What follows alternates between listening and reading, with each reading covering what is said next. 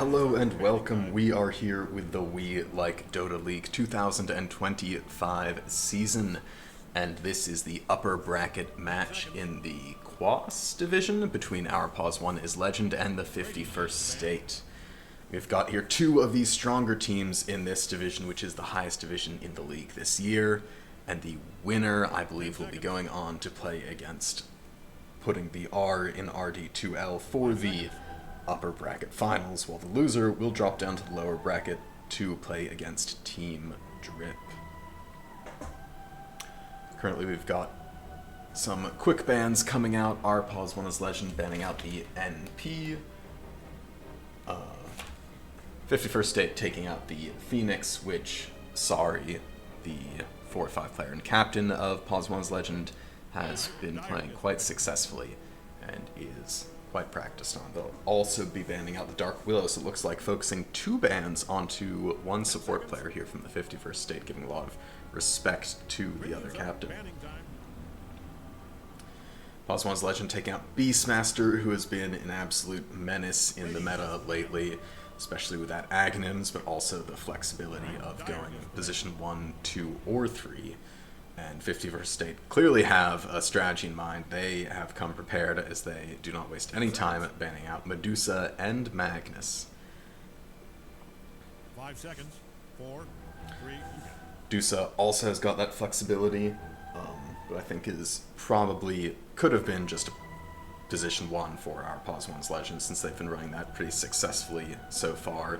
The team, I mean, as you can see by their name, Pos 1 is a Legend player, but they are in the upper bracket, upper division, so that means a lot of the other players in this team are pretty high MMR, and they've had quite some success with a strategy of creating a lot of space and pressure on the map to give Granola, the position 1 player, just room to farm, and despite being lower in rank than a lot of their other teammates, they've been using that space quite well and have been able to be a menace in the late game, at least in the matchups that my team has played against them.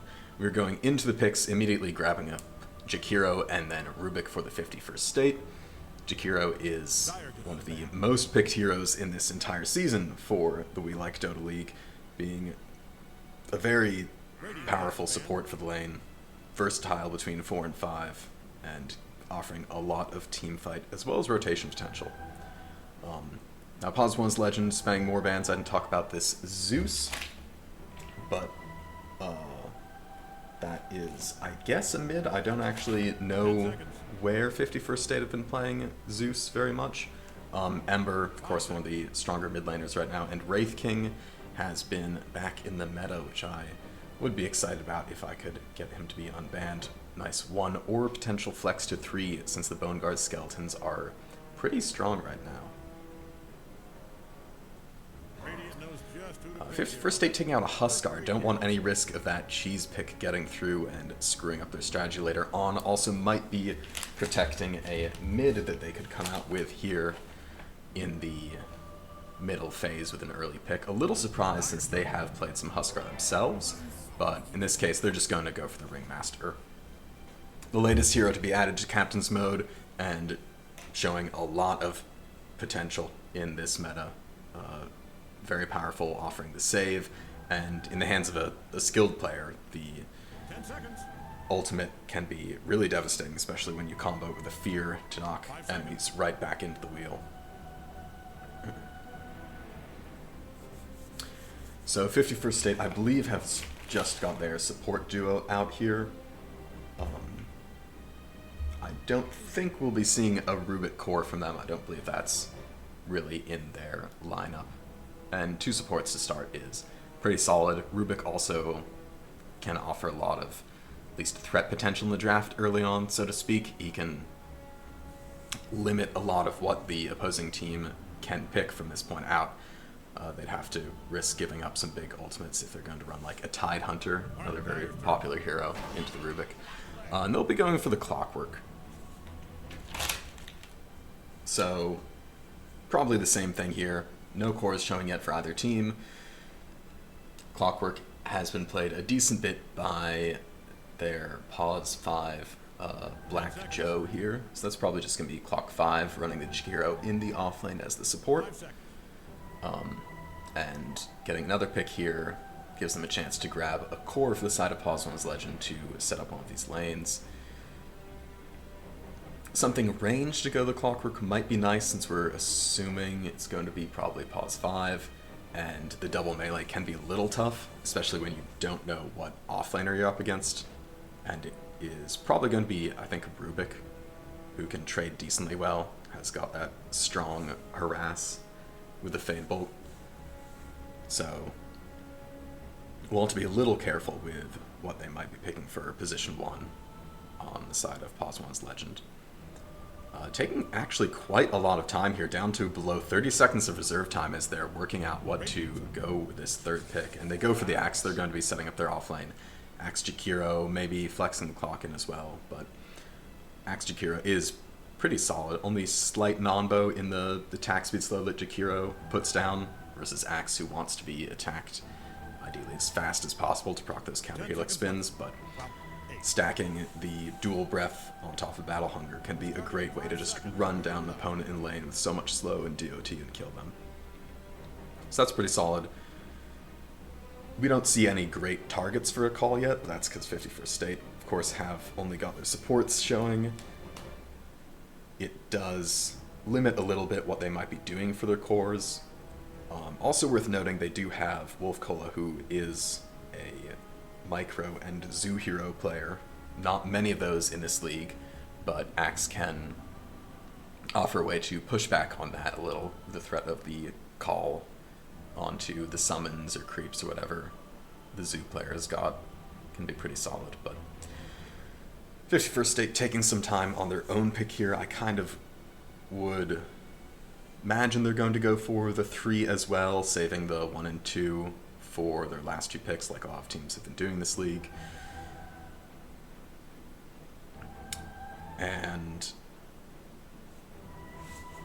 they've got a lot of room for what they could do here.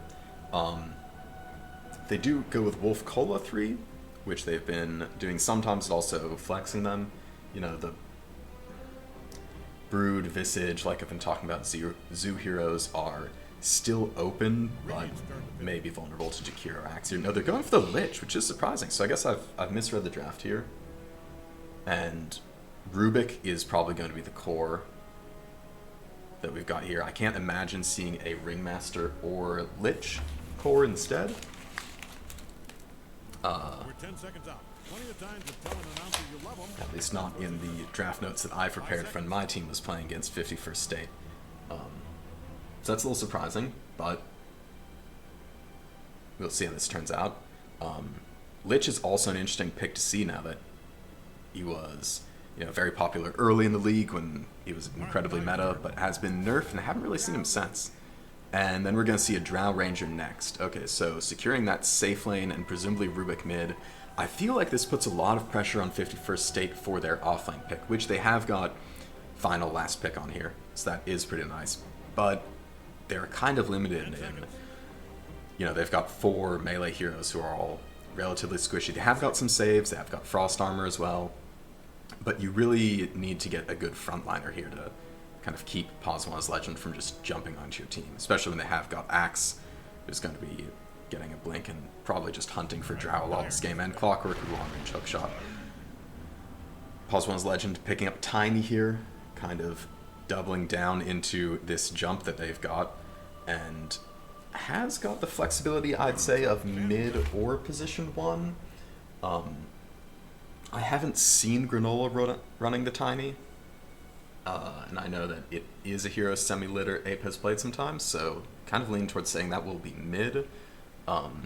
Also because Tiny Clockwork 10 seconds, just long enough to regret every choice does you made feel if you heard. maybe not great as lane, but I've never played it, so I can't really speak to that. Minions up, banning time. Oh, Chatter here is pointing out the Huskar player on the 51st State is actually not able to play because of MMR restrictions. So it shows you how well prepared my team was for playing against them here, that we had spot out the Huskar. Now we're on to final phase here. 51st State going to be banning out the ODs. They are suspecting Tiny will be safe lane rather than mid, like I've suggested. They've probably got the right call on this. Or maybe they're seeing the flexibility here and just going with the move of banning out one mid and one position 1 to kind of cover both bases. Sniper, another flex pick, they decide to take that out. 2 ranged heroes that could comfortably sit behind this kind of wall they've created so far, which seems like a pretty good option for Pos 1's Legend, because they have got a lot of melee, a lot of beefy heroes that want to jump in, so ranged hero that can hit from far and maybe contest the drow does look like a pretty good option to round out their draft. Going for the ban on the Visage, so Our Pos 1's Legend still kind of afraid a bit of these zoo heroes, which is fair since Wolf Cola is very good at them, and one of the higher MMR players even in this division. And running out the reserve time here, trying to figure out that last ban, and they're going to go with the Sand King.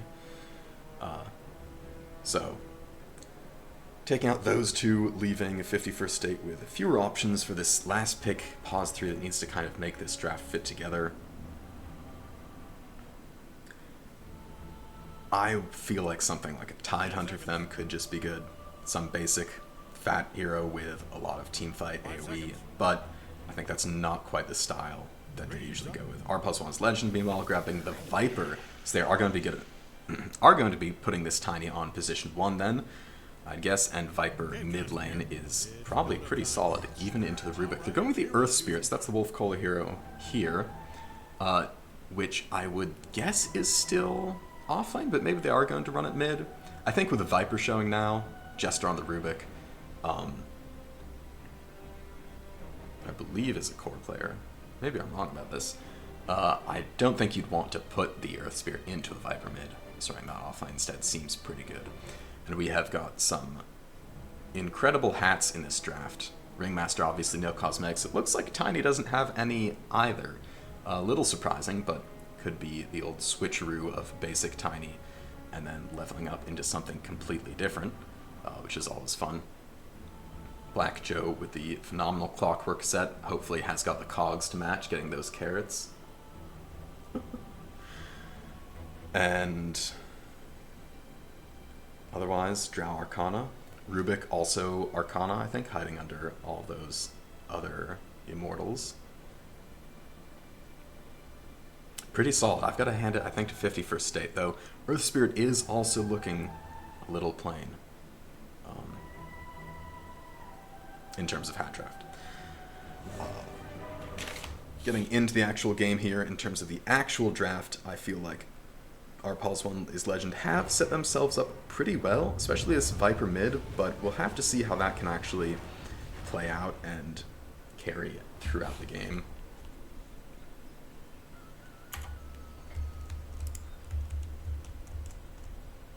Immediately, we're seeing a smoke come out from both sides here, and both teams headed to the enemy's jungle.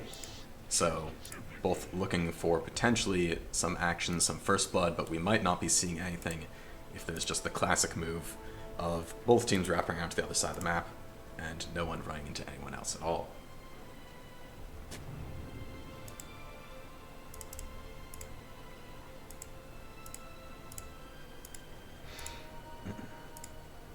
Some wards coming out. Jester on the Rubik. Looks like this is, yes, the mid Rubik. Going for bottle. Has got that Null Talisman queued up as well.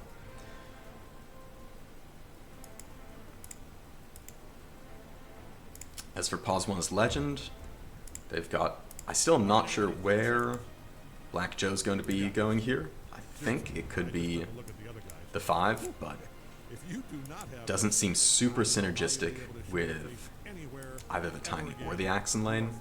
Maybe a little better with the Tiny. Some tossback potential, but we'll see how that plays out.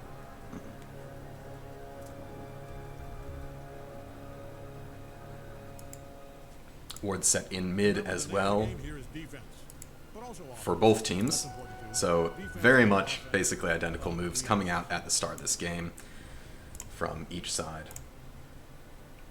without much happening aside from 2 bounty runes apiece going into the start of the game. But is Granola going to be going just through the gate here? Okay, they have 4 heroes currently on bot, but doesn't look like Pos 1's Legend are going to be actually looking for that first blood.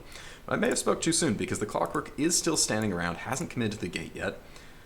So probably wants to be doing something here. Throwing a bit of harass on the drought. Even the blood grenade committed. Black Joe lurking on the high ground, unsure yet if they want to be going for this move. In the meantime, Granola, top lane, kind of alone, but we do see the support with Nate just kind of running into the back. Maybe trying to look to snipe a courier here, or just dragging the wave. Has got those boots up already. Galkirk will be going back through the portal, rotating into top lane, so we're not actually going to be seeing that gank, and no excitement quite yet. We do see that Granola has got Avalanche level, and maybe was forced to take that by some situation, but is going to be lacking the tree for last hits on this first wave. And Nate does pull the wave all the way back under the tower here, between the towers that is. Gets chased a little bit by the Clockwork, but going to be able to do this successfully. Wolfcola is just going to run back for this nice free farm, get those denies. Sets them up pretty well for this off lane for 51st State. Bot lane, a bit more action. Derpinator taking a lot of damage, but Sorry is out of mana, chasing down under this Battle Hunger. Probably no kill potential here, but still job pretty thoroughly zoned out of lane, at least for the moment. Clarity going on the Jakiro, hiding behind these trees. Looks like they want to go for more dual breath up again, but the wave will be pushing in, keeping 51st State under the tower. Mid lane, haven't been talking about this much yet, but Viper is just spitting on Rubik, zoning him out pretty hard. Last hits are not too uneven, 7 to 5, but still can't be a very easy lane for the Rubik, I imagine, so probably a bit of a struggle there. Maybe some rotations coming out from 51st State, especially with this Earth Spirit, very mobile, later on top of that mid lane.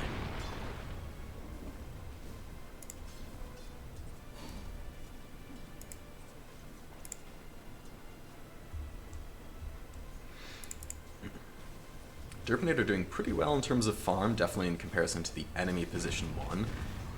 Getting some nice pulls here, but still no kills. Ooh, actually with the multi-shot coming out, Sorry is pretty low, and the harass potential from this lane, Frost Arrows and Lich's Frost Blast, have really a lot of damage and chase that they can throw out here. In fact, the axe going down very low. Not quite going to be a kill as Derpinator pulls back. Nick throws that blood grenade, but it's going to whiff here, so no kill again for either side. Meanwhile, top lane, Black Joe is still level 1, hopefully going to be getting 2 off this wave, has been out of lane a bit, so not a whole lot of XP on the Clockwork. Not a lot of potential for plays quite yet.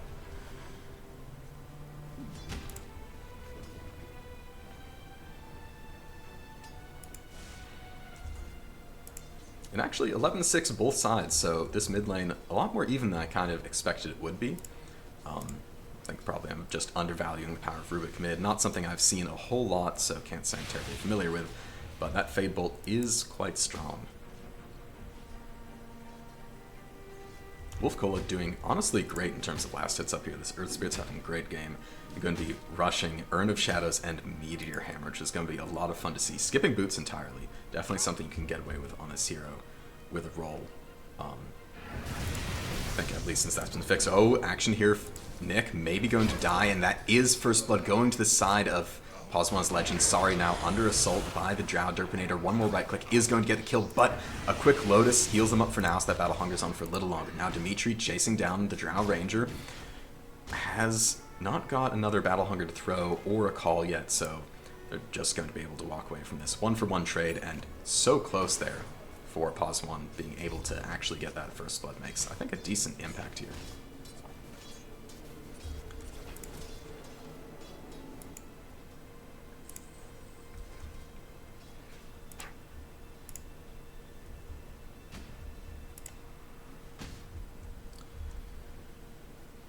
Not too much happening otherwise in these other lanes.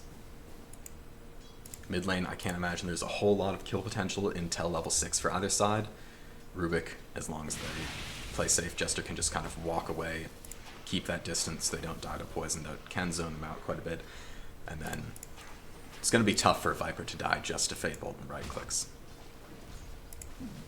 But back to top lane. Has secured the crown early as part of that Meteor Hammer? Yes. Well, interesting to see that. Just going for that as a value stat item before they actually finish out the urn, just to assist with the laning. Quick pull here coming out from Our Pos 1's Legend. Trying to make this bot lane a little easier, which has not been too uneven so far. 1 kill for each side, and last hit's only a difference of 4. Like in top lane, Ice Path coming out, connecting onto 2, along with a dual breath. Battle Hunger onto Derpinator, but there comes the Frost Armor, and honestly, a lot of damage from the shop. The call comes out, that should be it, that's a kill. Blood Grenade falling out from Nick. 51st State chasing to look for the kill. I don't know if they can find the Axe. Frost Blast coming out, one more right click will secure it. A Gaze back, almost under tower, going to be taking 2 shots from it here, but Sari is at full HP, probably not going to die to just this creep wave, and Lich at 200 health. But Our Pos 1's Legend able to secure the kill first there, so getting a little more XP on both those heroes. A nice play from them. Oh, level 6 now hit from both sides. Viper Strike goes out and is immediately stolen and cast back onto the Viper, standing in that Nether Toxin, able to just sustain and kill the Rubik. Only 1 level of Corrosive Skin, so not that much magic resistance, but enough that they can survive it. Also, it would be broken anyway, so ignore that. Yeah, it just comes down to a matter of more HP on the Viper, it looks like, for surviving that trade. 7 minutes about to show up, and Wolf Cola is stuck inside the cogs. Nice bit of ping pong being played here, knocking him around back and forth. Goes for maybe a courier kill, is going to drop the stone, has no spells. Blood Grenade comes out, tops will find the kill. So meanwhile, the support is picking up the Shrine and at least secures that XP, but at the cost of 1 kill and another in mid lane. Nice rotation from Sari. SLA alive with another Viper Strike here, staying at 80 HP for that kill. Fight recap isn't going to show me what's happened, unfortunately, but solid rotations coming out there. I believe other Shrine was just picked up by Dimitri. Yep, so that's going to be 1-1 trade for the experience. So nothing too exciting there. But lanes, initially on last hits, I'd say looking like it's 51st State favored, especially you can see it still here on the scoreboard. But with those rotations, 2 to 5 kills, Pos 1's Legend is starting to do decently well.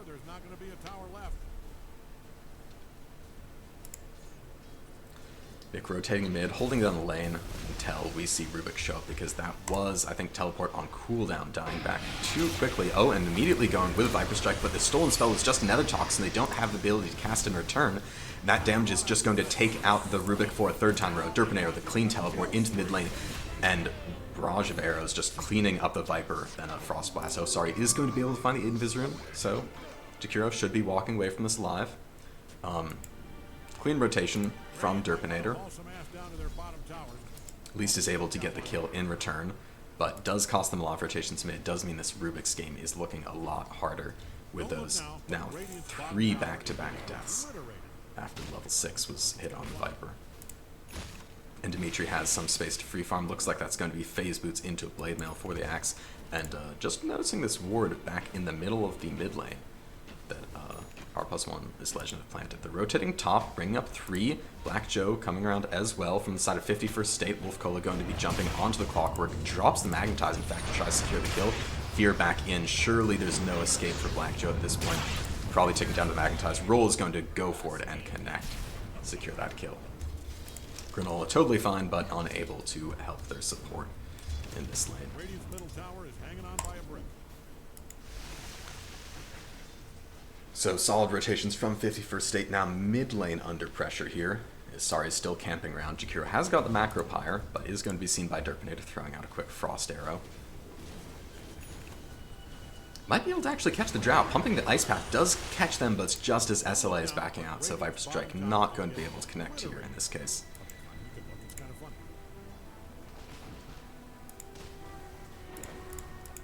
Jester's taken bot in the meantime, going to have a little more of a safer space to farm in theory, but is actually getting kind of collapsed on by 3 heroes here.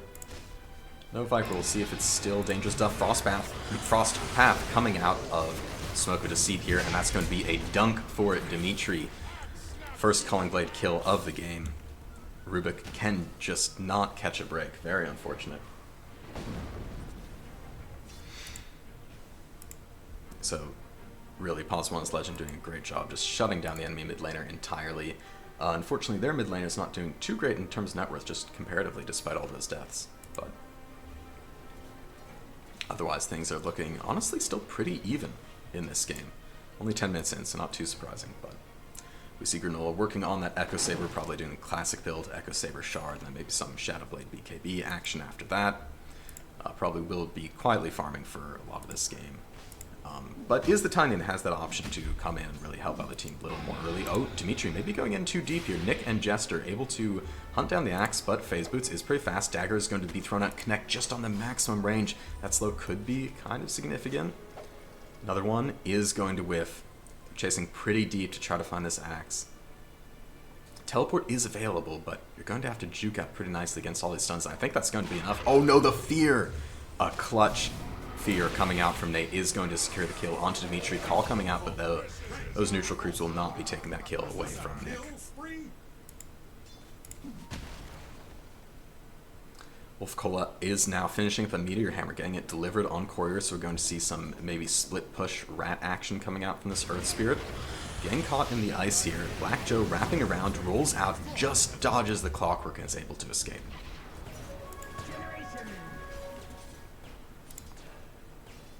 Now a lot of rotations coming out from 51st State to this bot lane. They have got the Siege Creep, they have got the Meteor Hammer. It's a good opportunity to just take the tier 1 tower, open up that space on the map so they can get the Tormentor when it shows up at 15 minutes in the bottom. Potentially setting up a lot for them here. Meanwhile, Jester back to mid lane is going to be rushing this Ags, but we'll see how long it takes to finish. Still facing down this Viper, who is not leaving the lane yet. It's going to be a bit tough. Meteor Hammer, as we can see, getting used. Macro's also been dropped. So that's kind of zoning out 51st State for now, but it's a 3v4. We'll see how long that can last. Siege Creep still alive and doing some damage. It's about half of the tower's HP. Blink's still a long ways off. Blade Mail not even completed, so Dimitri's still going to be running in for Phase Boots to try to initiate anything here. But Black Joe has got that hook shot ready if they can connect with the Clockwork. Oh, Meteor Hammer cancelled by nice use of the cogs.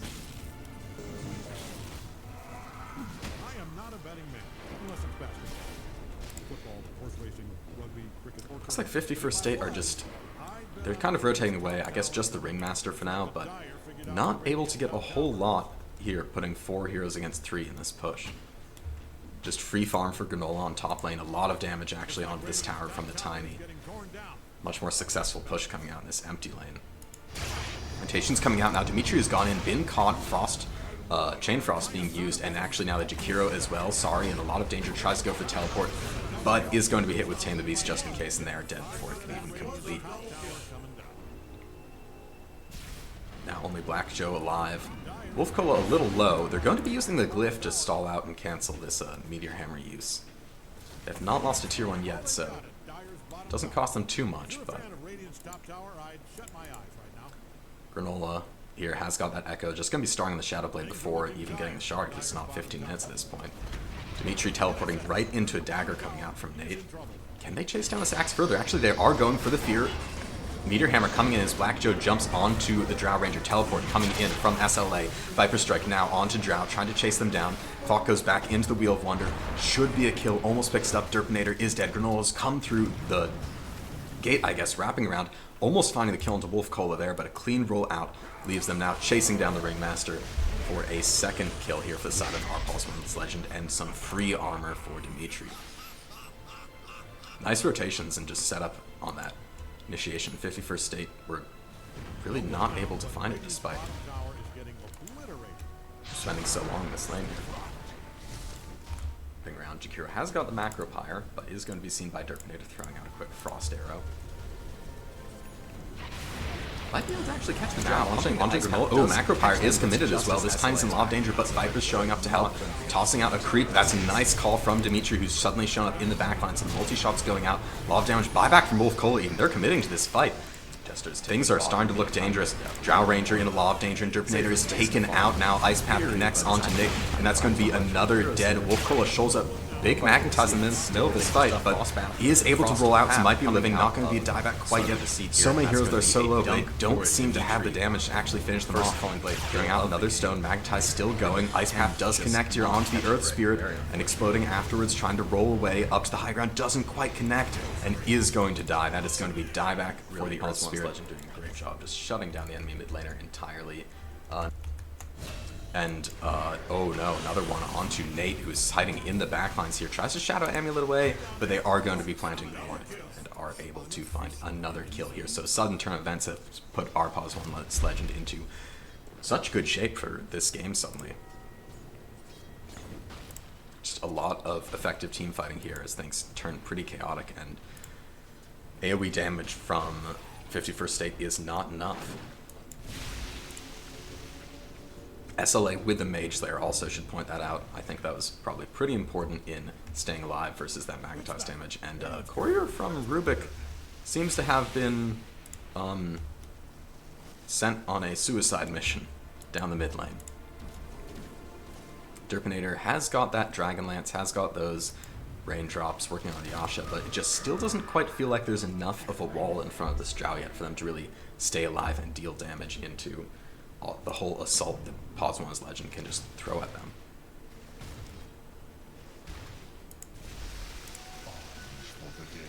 At this point, we've seen all three cores from Our Pos 1's Legend get ahead of net worth in front of all three other cores from 51st State. So, farm pretty evenly spread out and decidedly ahead in that regards. Bit of action on the top lane here. Meteor Hammer another 10 seconds, but already rotating. Sari's going to be teleporting in, and Black Joe's actually able to find Earth Spirit, but the cogs do not stop the roll, so totally free to just escape from that.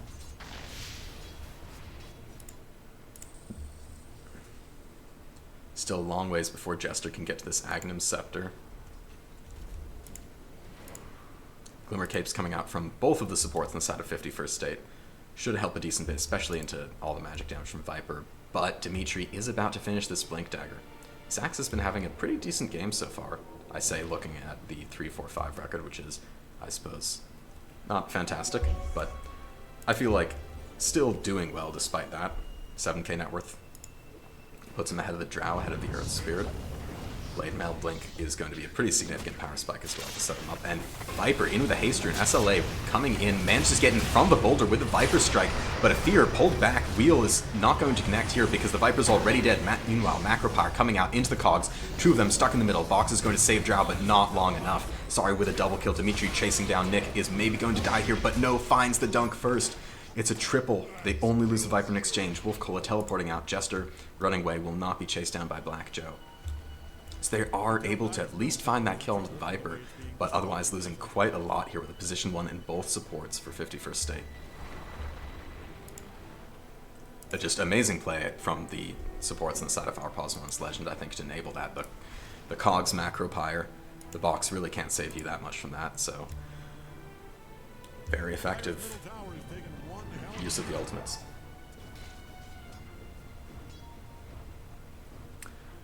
And 18 minutes, we have not yet seen a Torm attempt. Our Pos 1's Legend have got decent control of this side of the map, a lot of wards set up, a lot of sentries at least, +1 obs in the area. And I think they've definitely got the damage, so it's just a matter of making your team actually make that play, do that rotation, and find it. Jetpack, I think, is pretty solid on Clockwork. I'm not a Clockwork player and can't speak to... Ooh, sorry, caught out with a dagger. Rolling in from Wolf Cola is going to dodge with a Force Staff backwards. Ice Path onto Nick, who is here with a Frost Blast, and a Gaze falls up into the pole, and this Jakiro is just going to be dead. So that's at least one nice kill they found here. Derpinator now moving forward, maybe able to push. They've got a decent bit of vision here from the side of Our Pos 1's Legends. They're aware of this play. Granola still farming bot, just wants to do that for now. Looks like not going to commit to the fight, which would be a 4v5. Wolf Cola has now finished up a Midas, which is interesting to see. Just, I guess, trying to combo with his Octarine, rush into it faster. And of course, XP, I think, pretty solid to get on Earth Spirit.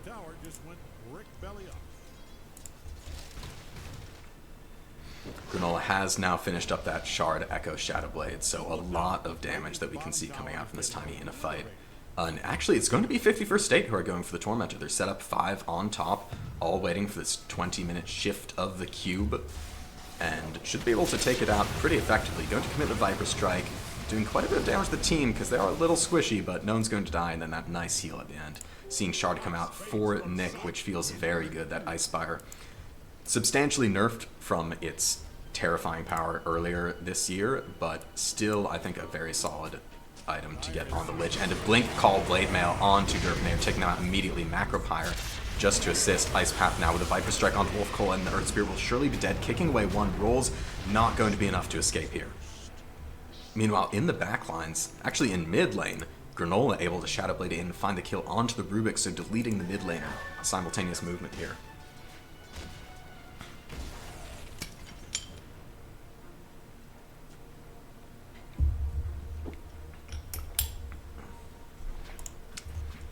$80 damage, amplify damage rune, picked up by SLA. Moving in towards top, also 21 minutes. Sari is able to secure this Wisdom Shrine for the team. Other shrine is unclaimed and sitting pretty safely on the other side of the map, so they may be able to get that in a few minutes or a minute as well. Now pushing onto the first tier 2 that probably going to fall for this game. Pinging out, they found Derpinator, Ice Path, and 4-staff forward. Very effective catch from Sari, blinking up from the Viper with a Viper Strike. I think Blink reveal there as well, at least to me. Maybe I haven't been paying best attention to that. But solid catch, just shutting down Drow Ranger further. 6 stats. It's been a pretty rough game for Derpinator. A lot of catch and a lot of people from Pos 1's Legend just focused on getting this Drow. Smoke coming out now. They are down 1 core, but they're heading into the triangle, maybe seeing what they can do. Maybe just going for a bit of ward action. Black Joe out a little far ahead, but has got a lot of teammates nearby. Might actually not be good for 51st State if they end up committing onto this here, but they're rolling ahead now, finding SLA, Viper Strike onto the Earth Spirit. Might be tanky enough to survive. There's the Ice Spire Frost Blast combo, and Chain Frost, I mean, is going to be killing off the Viper. Sorry, in a lot of danger. Nice Ice Path will keep him alive for a moment, and the wheel doesn't quite connect onto Dimitri or the Jakiro. So that's 1 kill for the Axe, and a dunk primed for another, but Nick is pretty high HP, so maybe not going to be finding that here. Dimitri chased off for the moment.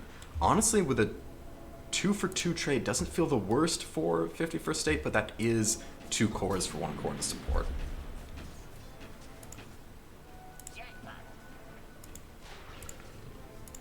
I think a lot of value coming out of that shard they got on Lich from the Tormentor. Chain Frost doing quite a decent bit to pick off that Viper, though Viper Strike had already been used, and thus Earth Spirit unfortunately dies. Ooh, a hook shot connecting from Black Joe onto Nick here, popping the Glimmer Cape, but immediately Blink Call with a Blade Mail from the Axe. Another dunk is ready, and it is going to connect here, up to 21 stacks for 8.4 armor harvested on this Axe. Granola looking around, has gone for the S&Y here. Not going to be going for a BKB for a little bit, it seems, and honestly, hasn't really needed it so far. I mean, they don't have that many hard stuns from the side of 51st State. A lot of slows and damage, but S&Y can help with that. Just tank up and slow and status resist. And another tier 2 just falling right before the assault of this Tiny. I think that tier 2 bot going to be going next, since Pos 1's Legend feel like they have a lot of momentum here. Not a lot that they can really stop them.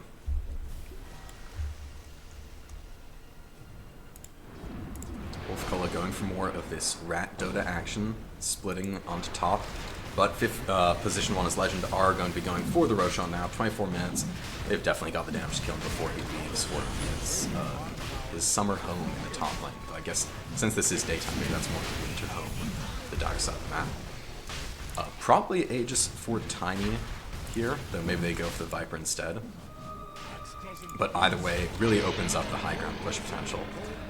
And they are actually putting it on the Viper. Okay. I mean, Blink on the Viper shows that SLA is really looking to be aggressive, dive in deep, and Aegis is going to enable that a lot. Meanwhile, Granola does have 3.2 thousand HP, so actually double that Viper's. I think they're just pretty confident that this Tiny is not going to really be dying in the fights. 51st State spreading out across the rest of the map. They know that they cannot contest this until high ground, so they're going to be using the rest of the map as efficiently as they can, farming up, pushing in this wave, actually rolling out, maybe going to be catching the Jakiro, 4-staff up onto the high ground, but Nate is there waiting. Ice Path comes out, rotations as Dimitri is blinking in. Oh, a massive call there into the Macro Pyre. That is maybe not going to be working out for the side of 51st State here. Chain Frost doing what it can, but it doesn't look like it's going to be enough. Looks promising, but fast responses from the side of Our Pos 1's Legend, and 3 dead is all that 51st State have to show for that move. As well as some space for Derpinator. Drow can go out here, get a little more farm, has got the Manta finish. Black Joe running in under the Glimmer Cape, but doesn't have the hook shots and not able to chase down Derpinator just quite yet.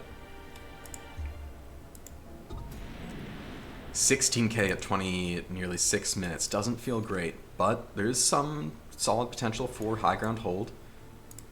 Rubik is not bad at high ground, has got that Ags finished up, can spam down Fable, and of course Drow with the innate... Oh, actually, sorry, is up on the high ground with their own Force Staff. Might be a bit of a mistake. Fear catches and cancels that teleport, and looks like it should just be a free kill onto the Jakiro, so they are finally able to find that one. Bit of revenge for the failed gank earlier. Immediate smoke coming out from 51st State as well. They want to get whatever they can out of this. Despite the Aegis, they're thinking that maybe Our Pos 1's Legend is split up a bit, which they sort of have, but still grouped closely enough together that it doesn't look like they're going to be able to find any plays off of this Jakiro kill.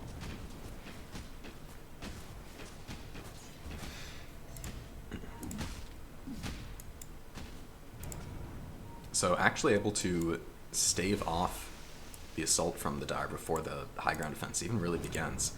Haven't seen a lot of trading from this, but to make the point I nearly finished earlier, Drow's innate. No? Am I crazy? Is there no high ground attack bonus? Wow, now I'm just questioning my sanity. As SLA blinks in with the Viper Strike on top of the Earthshaker in the mid lane, but the quick Spire Chain Frost coming out from Nick is going to take out half, 3/4 of Viper's HP. Wheel coming out, SLA dodges it neatly because it was thrown a little too far forward. Multi-shot is going to find the kill in the end. This is just the Aegis though, so 51st State backing up.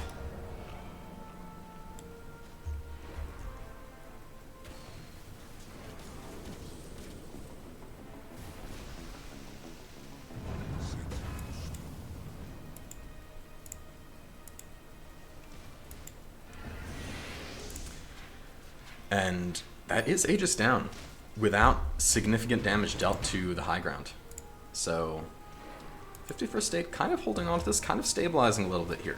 Lead has actually decreased in the last few minutes, so that's what they want to see. Blink Dagger from Sorry, I didn't notice that yet, but this Jakiro is all about reach and catch. Trying to find the position, just land the perfect ice path, set up things for their team. And actually going, very deep here into the trees, onto the high ground. Planting that deep ward, that's going to be pretty solid. Picking up Wolf Cola. Granola actually maybe going in. Avalanche catches them out just on the end, but... And immediately pinging from Wolf Cola looks like they suspect vision here, because that was a move that showed you knew someone was up there. D-wards are coming out though, and they have not found where the ward actually is. So, you know, maybe effective is to play some mind games a little bit with the 51st State. Trying to make them waste a lot of money figuring out what that ward is. And Sorry actually runs in from the trees. Oh, there's a hook shot into that Macro Pyre. Might be enough to pick off Jester. Blinks forward from Jakiro and Viper. Viper Strike onto the Ringmaster, but he's a bit too deep to die. Ultimately, Jester does go down, trading for the Clockwork under that Macro Pyre. And meanwhile, Tower barracks are falling. Blink Call from Dimitri connecting onto the Lich, who has still got that Chain Frost. Probably won't survive to get it off, is going to die here, but the wheel connects onto the Axe. BKB just at the end to try to escape. Wolf Cola shows up, goes in, big Magnetize connecting. Do they have the catch to find this? Another roll forward. Granola also popping the BKB. Now SLA turning to fight, but doesn't have a lot of mana. Granola has got hefty right clicks. A toss of the Viper, and the Chain Frost is going to be bouncing to the jungle camp instead of on the Spire. Actually very effective here, but is it going to be enough? They're going to find two, and the dunk nearly misses. Nick walks out alive. They only lose the Earth Spirit in exchange for 2 cores on the side of Our Pos 1's Legend. Very effective chase coming out of the base here in their defense.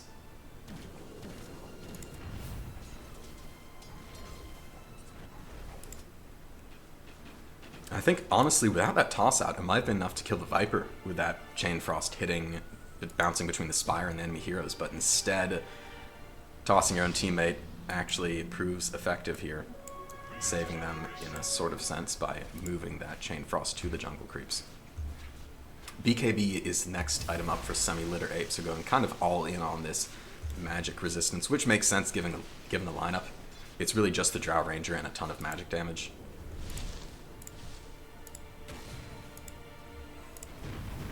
Could be a bit of an issue in the late game if Drow can get really farmed up, as they're working on here. BKB nearly completed, but actually they're going to be going for Morbid Mask first. They want to get a bit of lifesteal before that magic community. We'll see how that works out. It is a game where BKB doesn't feel great because of the Axe Call, though it at least will save you from the Blade Mail if you can activate it first. But there is always that counter to it, so it kind of feels like a situation where more positioning is really what the Drow needs to just save themselves, playing carefully and out of the range of that call. Net worth lead is pretty stagnant, decreasing slightly over these last few minutes as the high ground pushes have not gone too well for the side of Our Pos 1's Legend. Wolfcola cliffed up right here, but can roll out pretty easily, just going to be enjoying some farm, but actually, sorry, moving down under the Glimmer Cape, going to be maybe hunting for this Earth Spirit. Pings are coming out, rolling away, not quite able to connect that Ice Path despite a very nice blink onto them. BKB is ready for Wolfcola, currently surrounded by 3. They might have to go with that BKB TP. Rolls out, connects on the Invis Clockwork. Immediate dust is going to catch him. BKB wheel comes out, but SLA, BKB'd up. Black Joe's not going to be looking at it. Viper Strike onto Nick, Force Staff away. A nice hook shot connects onto Wolfcola. Black Joe, Force Glimmer Cape out of there. And Grigola coming in with the Avalanche is able to delete the Lich. BKB into the Chain Frost, trying to take out the rest of 51st State, but now moving away under the stolen Macropyre. Huge amounts of damage. Multi-shot going to be getting the kill. Dimitri blinking into that Macropyre. Nice save coming in from Nate. Is it going to be enough? Derpinator next under the Glimmer Cape, walking away. Stolen Viper Strike, but I think was that the Blade Mail? No, it's Black Joe in with a kill onto the Rubik. Now dying under the dagger. Glimmer Cape going to be running away. Ultimately just a 2 for 2, but that's 1 support and 2 cores on the side of 1 support and 1 core, that is, for 51st State, versus 2 cores on the side of Our Pos 1's Legend. So, honestly, feels like a great team fight here from the Radiant. Yes, thank you, chat. That would be the thing I was thinking of. I had thought Drow's high ground damage advantage was in innate, but that is just the facet. As you can see, I'm very experienced at playing this hero, which, I mean, I know nothing. I'm just going to be resetting here. Roshan is potentially up in a few more minutes, and it does feel like Pos 1's Legend still really have its map control. Ice Path going to be coming out here, so sorry, can just secure the rune for Assemblator Ape. Going to be heading up into the jungle. Not going to check this Rosh quite yet, but once it respawns, should be a free Aegis for the Dire. But we'll see how 51st State are going to be playing into that. They've had a few more successful fights. They've shown they can manage these team fights if they get the right initiations, connect the spells correctly, or manage to just dodge out what Pos 1's Legend could throw at them. Sorry, getting a spell stolen. Rubik's sitting with that dual breath. He's got Blink Dagger going for the Yules next for a little more durability in that Dispel, also extra lockdown. Wolfcola has decided not to go with the Octarine. Instead, they did the BKB, as I mentioned earlier, now into Bloodstone, so just going to be really tanking up here on the Earth Spirit. Dimitri the Yules as well. Interesting to see that. Wind Waker queued up after Octarine core for the Axe. I'm not sure quite what the Yules is for here. Not to criticize it, but just to be confused. Dispel is nice that they have already got the BKB. It does add some extra catch for Earth Spirit.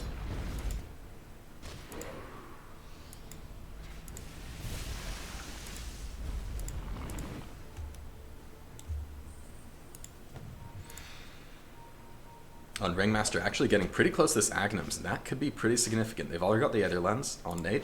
Ags is going to be a second charge for Escape Act, so even more box saves, which have proved to be quite impactful in this game. I think especially in that last fight on bot, getting Derpinator out from under that Axe Call. Huge play right there. 35 minutes now. Tormentor is up. Might be what Pos 1's Legend are going for here, gathering up 3 4 as SLA comes through the gate is easily going to be enough for them to destroy this quickly, and they're going to be getting the shard onto Jakiro.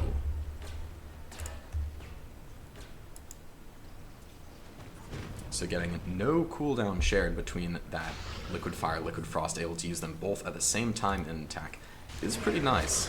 And they did get extra attack range on Sari, so able to throw those down the fight pretty easily. Especially with Searing Signet still, it feels like that's decently effective. Pretty solid pickup for the shard. Sari getting pinged up here, maybe in a lot of danger. Link forward, Ice Path connects onto Nick. Looks like 51st State might be a little suspicious about if there's anyone backing them up. They're not going to be committing onto this, though. They are gathered up. Ward coming out here. Jester blinks forward, connects, dagger, dual breath, lift onto Dimitri. Ice Path to discourage the chase. SLA blinking away before getting caught by the dagger. A lot of just dancing around each other here between these two teams. Granola's meanwhile getting some farm on top. Has now got that BKB working on Daedalus. Tiny's going to be hitting like a truck. But I suppose they already are. An even larger truck very soon. Sorry, caught out by Wolf Cola. BKB going to be used as well as Magnetized. Black Joe shows up with a haste rune. No teleport for the Earth Spirit, and their roll is going to be caught off by the Clockwork. SLA showing up. Ape is going to be able to get that with a Viper Strike. Unfortunate there that there's no teleport escape for the Axe. Hookshot was up here, so still perhaps have that threat for cancel in any case.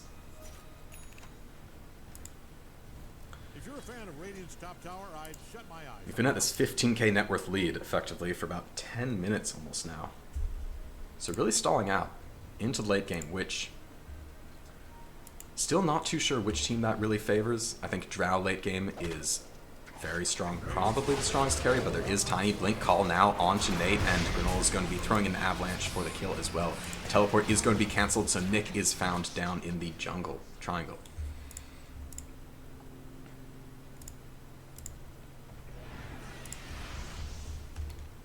Now pushing onto the high ground with 3 dead. It's pretty free. Buyback comes out from Nick as well as the Glyph.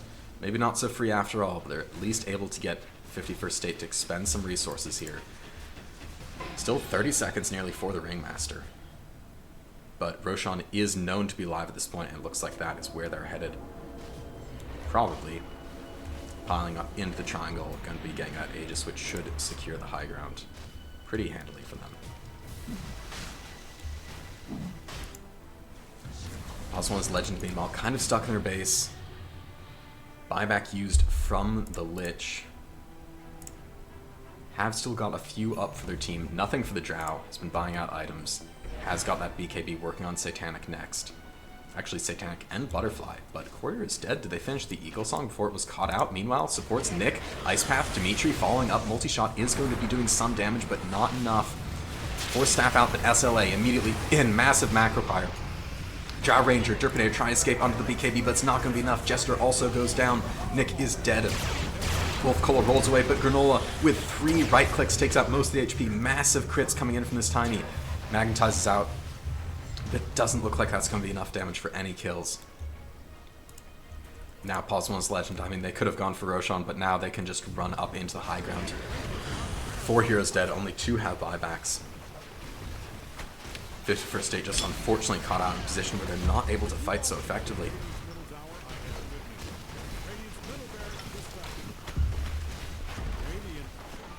One set of racks heading now towards top, easily going to be 2. Looks like they're not using buybacks from 51st State. Just going to be accepting Mega Creeps, knowing they can't fight just 3 on 5. They need to get that Drow Ranger alive. So Mega Creep secured. Pos one's Legend looking around now. Will they be going for the throne, trying to force out buybacks, or are they just safely backing towards Roshan? Looks like that's going to be the play in this case. Get Aegis, reset on resources, lets 51st State come back up and respawn, but you're in a pretty solid position here with that 30k net worth lead plus Mega Creeps. It's going to be very difficult for 51st State to mount a defense against this. Aegis now for Granola, backpacking that Shadow Blade. A little surprised it isn't Treads instead, but it's not Silver Edge, so the DPS is not as significant.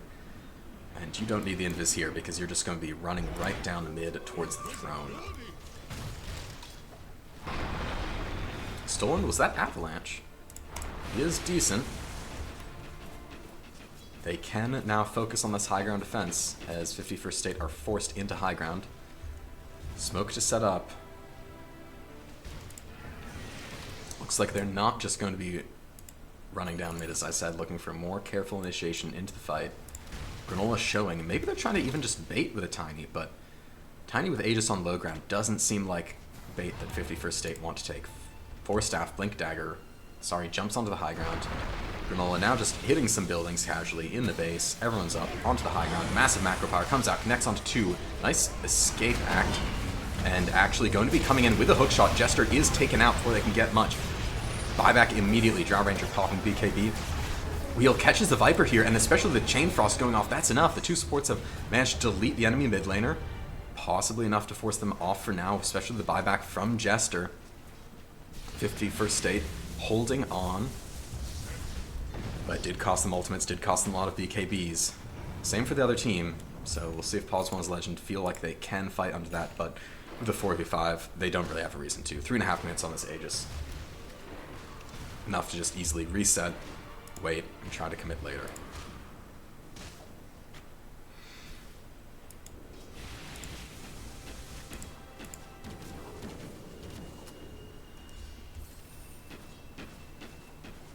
Derpinator Courier going out to actually the enemy secret shop here, trying to make it safely to grab an item while, it's just casually farming jungle, triangle farm. And that is going to be, is that Satanic or Butterfly completed? That will be Butterfly completed for the Drow Rangers. So that's a pretty significant power spike. There are no MKBs on the other team yet. Still a ton of magic damage, still relying a lot, I think, on the BKB for survivability. But makes their high ground defense a little stronger. Smoke out now, trying to find a play before the Viper has respawned, before SLA can come back on the map. Black Joe going to be caught with a quick fear here. Silence nearly connects. Glimmer Cape running away. Granola shows up, throws out the Avalanche, wants to commit in, and that's a blink out, but immediately hit with the AoE. Fear from Nick. Actually, it wasn't AoE, just landed onto Axe instead of the Clockwork. Viper in. BKBs. SLA now jumping onto the backlines, disrupting them immediately on top of Derpinator. It's not going to be enough for the Drow Rangers to survive. Roll out. Wolf Cola catches Black Joe, kicking them through the gate. But double kill for SLA. Macro power committed kind of onto nothing here, but I'm not sure it's going to matter with Drow dead. No buyback. Nick also down. Our Pos1's Legend just looking to go for the throne here as they're able to pick off 2 more heroes. Nice move from 51st State, but just was a little too late. Viper able to respawn, teleport in, and jump into the fight before they can even find a pick off. Glyph is used. We're going to be playing this one out until the end, throwing out a lot of Fade Bolt spam. Wolf Cola rolling in, but SLA just focused on the racks on the throne. I spoke too soon, now diving on Wolf Cola, riding away. Will die, buyback ready. Jester going in, trying to find a kill, at least on the Black Joe before the game ends, but that is going to be it. Our Pos1's Legend able to take down the throne decisively at the end of the game, but took them a while to get here. Strong fight coming out from 51st State for Game 1 of this potential Best of 3 series.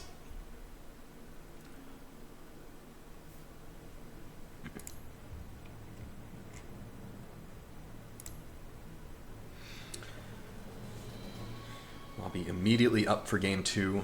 I will be putting my stream on a brief break, at least until we are getting to that. So thank you all for tuning in, and we will be back shortly with Game 2 of this upper bracket match.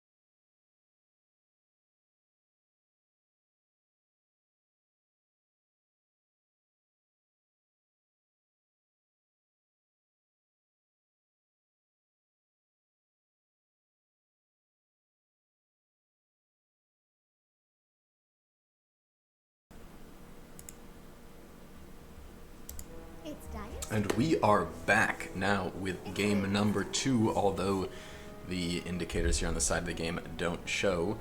This is game number 2 with Our Pos 1 as Legend having claimed game 1.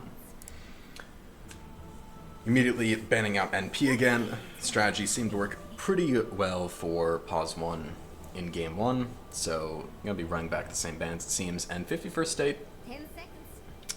also going with the same strategy. Getting rid of that Phoenix, they think that is still worse than anything they played up against in the last game. Still want to be removing that immediately from the pool along with the Dark Willow. Pos 1 is Legend, next with the Beastmaster ban again. 10 seconds. What's Radiant's ban plan anyway? And 51st State now going to be banning out a hero played in that first game, getting rid of the Jakiro. Since they have second pick here, they would not be able to grab that Jakiro for themselves, and it was doing quite a lot in that game number 1. So that's going to be their one change in bans here. Medusa also banned in the last game. But just getting rid of that, going to be setting themselves up much better for the lane, as well as the game at large. The Blink 4 staff ice paths were pretty solid, especially the Macro Pyre follow-up, and then Black Joe coming in with the hook shot. Some pretty nasty action in game 1 from that hero. Pos 1's Legend going to be banning out the Zeus as well. Keeping that same ban, but now on first pick with Jakiro banned out, they will be instead going for the Clockwork, so just going to secure that again from last game. Worked out pretty well. I was not much of a believer in the tiny Clockwork lane, and I think the Earth Spirit did get a quite decent bit of farm, but it was not disastrous and honestly pretty solid, so no reason to criticize that, I think. Meanwhile, 51st State going for the Spirit Breaker.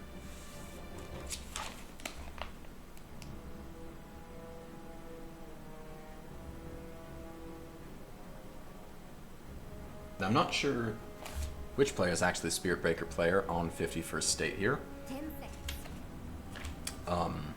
I would suspect a support in the current meta.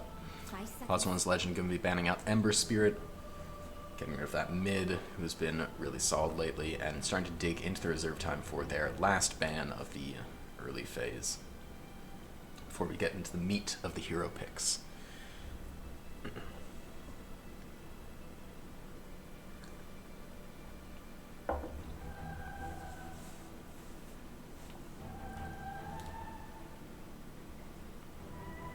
Taking their time with this one. They're really digging around, trying to figure out what to ban.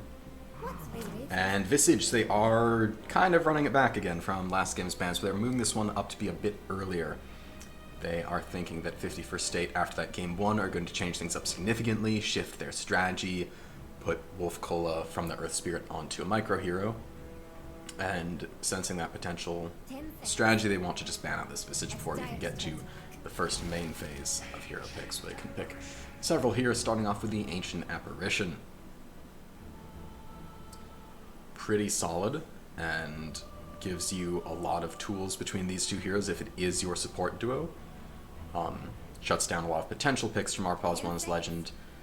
Things like Lifestealer and Bloodseeker, both heroes that Granola has been playing pretty successfully lately, are quite threatened by that Ice Blast. But of course, nothing that it really counters that we're seeing yet. Clockwork, not exactly a hero that depends on regen healing to survive. On the other hand, could also be something of like a ban pick if 51st State are planning on grabbing some regen heavy heroes for the lineup themselves. You should also note they have banned out Magnus, again from game 1, so I think that Jakiro is the only change we've seen a ban strategy from either team so far in this draft. Dyer's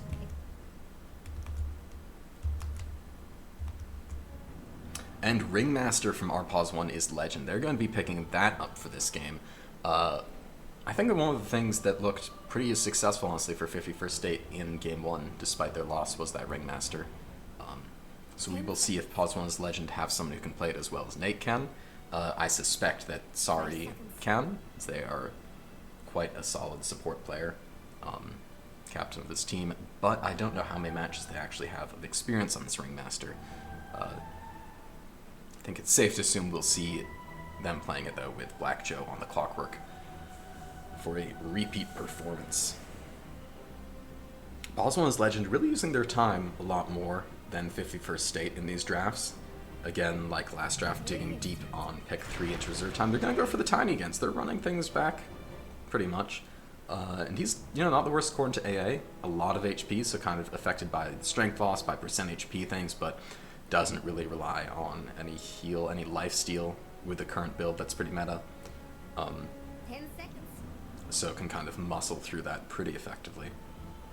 And we saw the lane last game go decently well for Tiny Clockwork, so they're thinking they can just run that back and probably get a similar sort of success. So 51st State under pressure to respond to this, taking some time of their own off of their third pick here. I like the Spirit Breaker already compared to game 1. It's Radiant's I think if you've ever played against my team, you know that my thoughts on drafting are not exactly sound, but I would say 51st State draft in game 1 just felt like it did not have enough of a front line, not enough of a wall to keep heroes from the Medusa. Jesus. The Drow Ranger. On the other hand, hard to say how much that was a draft issue when Pos 1's Legend got Blink Daggers on 2 ranged heroes, Blink on Axe, Hookshot on Clock. 5 seconds. A lot of mobility to dive the Drow. And they're going for Razor and Wraith King, which I love to see. This is a complete shift from kind of their game 1 lineup. And so I think that's going to be pretty solidly Spirit Breaker in the position 4, AA position 5. A little more flexibility on these cores that they've got in the draft now, as Wraith King can be a really solid 1 or 3 right now, as long as you do Bone Guard for the 3. The Razor as well can be played in a few positions. There's not too much AoE damage now that shuts down the Bone Guard, so it could even be useful in fights, depending on what Pos 1's Legend picks up in the rest of their draft. But most of the value is honestly just that ability to farm so efficiently, effectively, push out waves, hit towers. I'm kind of wondering if this is the Wolf Cola hero, as I don't know entirely who plays Wraith King 51st State. I don't think they have anyone with a lot of experience on this very difficult and complex hero. But Pos 1's Legend are going to be responding with the Enigma, which is a kind of funny response here, as Wraith King is traditionally a sort of counter to Enigma, as he can be at position 1 with a built-in Aegis. One of the best counters to Black Hole in the game, one of the few counters to Black Hole in the game, as the spell is incredibly strong. But it is also a core Enigma here, given the supports are already showing, so going to be more probably of a Zoo-style hero playing into those Eidolons, as the hero can be very effective without relying on the ultimate, the Black Hole. And when it comes to that, it's a lot harder for Wraith King. You can get the Radiance to help burn and make the Eidolons miss, but you really don't have any AoE otherwise. Razor doesn't have much great. He's got a Plasma field, but that is probably not enough to clear them out, so Eidolon's looking pretty solid so far. Back to 51st State bans, they're getting rid of OD as well as Viper, so getting rid of another mid from game 1 that was banned, and the mid from game 1 that was picked. They want to be able to actually have a mid lane get rid of both of those stompy heroes. Huskar notably was not banned. I think that's the one change their ban strategy from game 1. That is one thing that they could still see in mid lane, but with the AA showing early on, I think that is really tough to be picking Huskar into. So it's effectively banned because that solid strategy from them here to be able to replace that ban with a pick that could work out pretty nicely for the team. They also got Wraith King afterwards, hero that relies decent bit on regen lifesteal, who cannot be countered by the Ancient Apparition.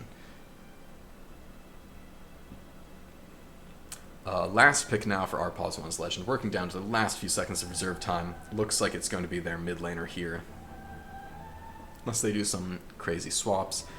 Could still be the tiny mid, but I think with how Granola played that game 1, they just want to run that back for their position 1 for their Legend.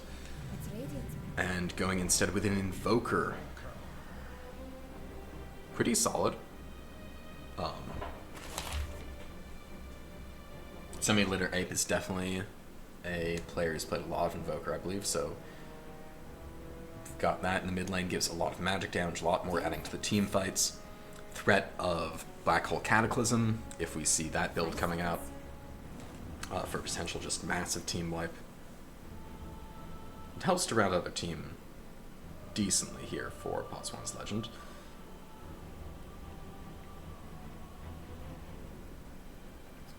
Might be a little tough on catch and initiation. Tiny's playing a similar role, not going to see a Blink Dagger. Could be just Clockwork unless Enigma is going to really be committing for Black Holes, get the Blink Dagger maybe early. I'd still kind of expect more of an Eidolon-focused build coming out from this Enigma, position 3, I'd assume from Pos 1's Legend. 51st State, I haven't really talked about their last pick. This is, I'm guessing the mid. I think Razor or Wraith King are going to be the side lane cores. It's kind of tough to put Razor mid, and Wraith King is really not an option, especially into Invoker. But I also don't know if they're going to be getting a Wolf Cola hero. I think Wolf Cola mid, I've seen them run the Earth Spirit, but don't know if they quite want to run this back, especially into Invoker. Might not be a fantastic matchup, but they have still a decent bit of reserve time to decide. And a lot of room for maybe something that's a little more range, bit of a backliner, maybe more magic damage focused from mid lane, because you've got two more physical oriented frontline sort of side lane cores here.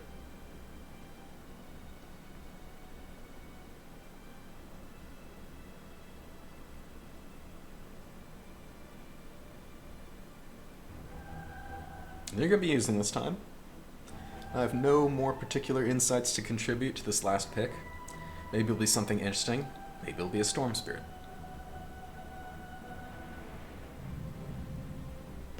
It is a Techies. Now that is what I would call interesting.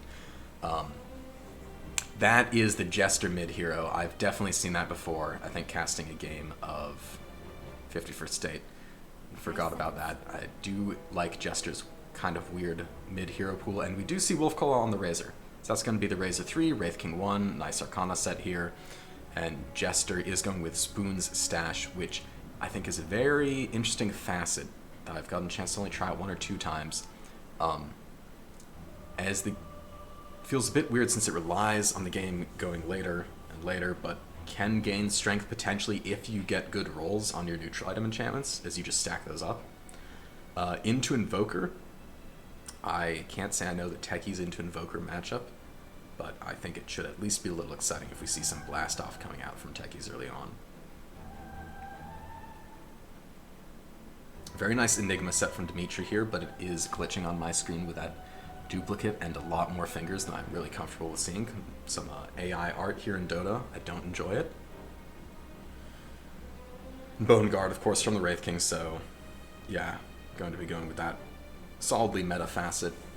No need for Spectral Blade, which honestly, even at times when Bone Guard looks kind of unplayable, Spectral Blade does not often end up contributing that much damage, unfortunately. But they're going with that. They'll have a ton of farming potential, and we will see how this ends up playing out with Enigma into Wraith King, Techies into Rubik. I mean Invoker, definitely not Rubik Prepare for battle. at all. No smokes coming out from either team yet, and I spoke too soon because that is a smoke from Our Pos 1's Legend, but 51st State do not have one in their inventories. They're not going to be wasting 50 gold at the start of the game, because it looks like loser. Very nice. Sorry does enjoy griefing their own team, it seems, as this Enigma is labeled a loser. Actually, we may see a little more action this game. 51st State are setting up in the mid lane rather than just doing the same move they did last time, which is exactly what Our Pos 1's Legend is doing. So the question is, will they have their read on this, or will they think that their opponent is doing something different and overthink themselves? It looks like they are going to be setting up, knowing that there's someone here. Black Joe runs forward, probably under vision here. Ward drops out. Watcher, immediate Wraithfire Blast from Derpinator, who's somehow caught in the cogs. Oh my god, what reach there. It is going to be First Blood, maybe. Actually, with that Wraith form, no, they're going to kill Black Joe first. That's huge. But that is still position 1 dying at the start of the game. Doesn't feel great.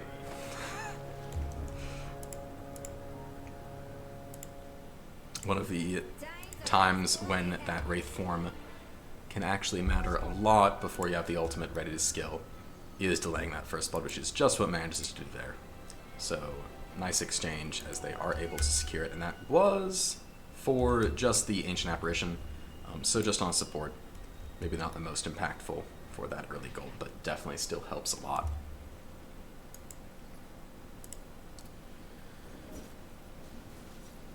Techies has been hurt as a core quite a bit, I think, by those universal changes.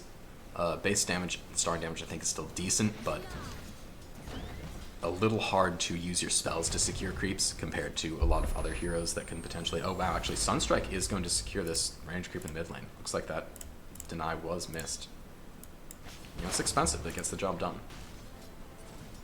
And actually this is Granola moving to the off lane, so they did do a lane swap here, thinking they did not want to play the Tiny into the Razor, which I think is pretty fair, instead putting the Eidolons into the Razor. Of course, there's already tons of those, and Dimitri's having a great time. Plasma Field coming out does about half their damage at level 1 max range.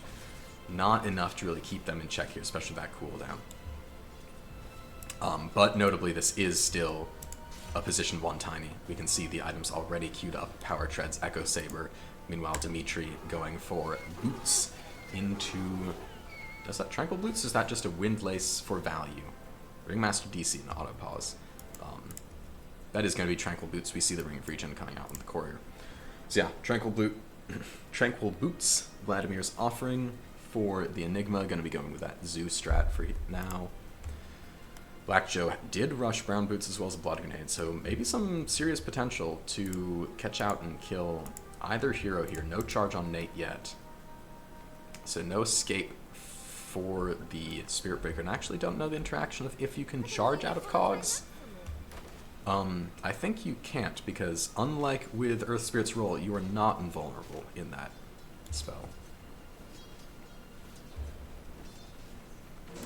Oh, and they're going for cogs now onto the Razor, but they're broken pretty quickly. Not a chance to play Pong yet with the enemy heroes, and Razor Wolf Cola able to walk away before the Horde of Eidolons comes in for the assault.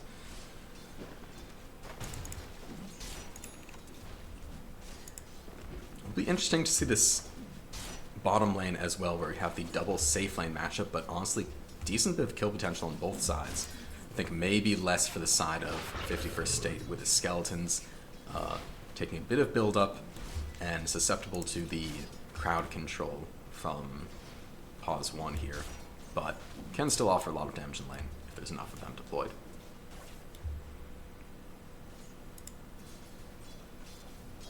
Mid lane matchup, and Jester is leading for now. And actually, I've missed as they go for Dimitri on top lane. Now suddenly Black Joe is caught in cogs with the enemy team. Eidolon's not doing enough damage to keep them off this kill.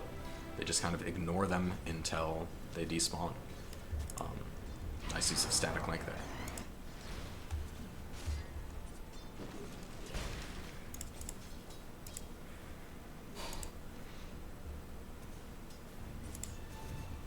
Yeah, Jester actually doing quite well. I should be watching this mid lane a little more, since it seems like it is a bit of a surprising outcome in terms of just securing so many last hits for the techies.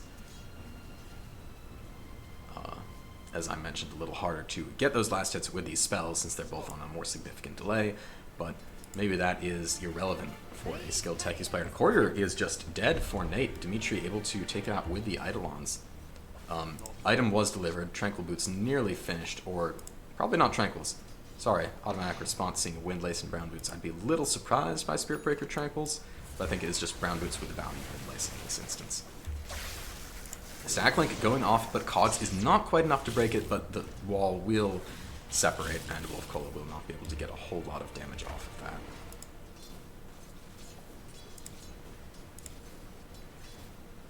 Mid lane just kind of trading hits. Both heroes at pretty high HP, doing decently well. Rotation coming up from Sari, grabbing that water rune under the smoke, maybe able to kill the techies. Dart is going to connect. Do they have a fall? Blood Grenade now under the tower at a lot of HP. It looks like that is not going to be a kill. Maybe a bit of harass at least, forcing out some regen to be used, getting some damage onto that mid laner.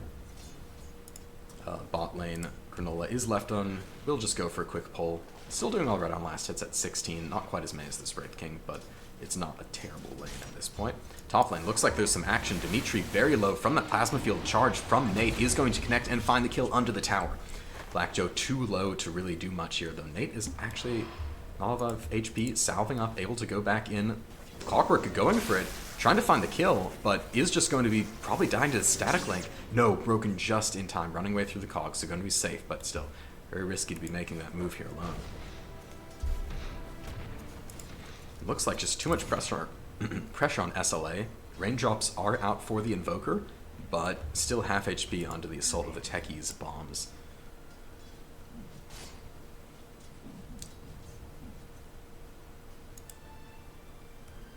And so far, much better start here for, well, hard to say much better start. A solid start for the 51st State, but still a very close game. And the last game was also pretty even, honestly, for a lot of the early game, the landing phase. So nothing too significant for either side yet, really. Raindrops from Derpinator, along with that Bracer, going to be going for phase afterwards. Nice Tame the Beast coming out. A lot of damage onto Nick, but just some harass here. No follow-up for a kill.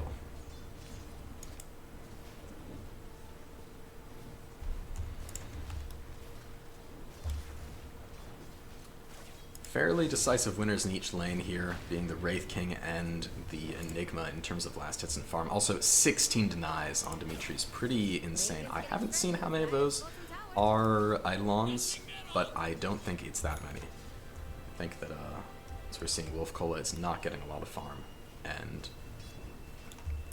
actually not too far behind on experience, surprisingly, but the kills have helped to make up for that difference in last hits and denies. Nick showing up mid, trying to secure that rune, is going to be an illusion, but Jester's running right for it.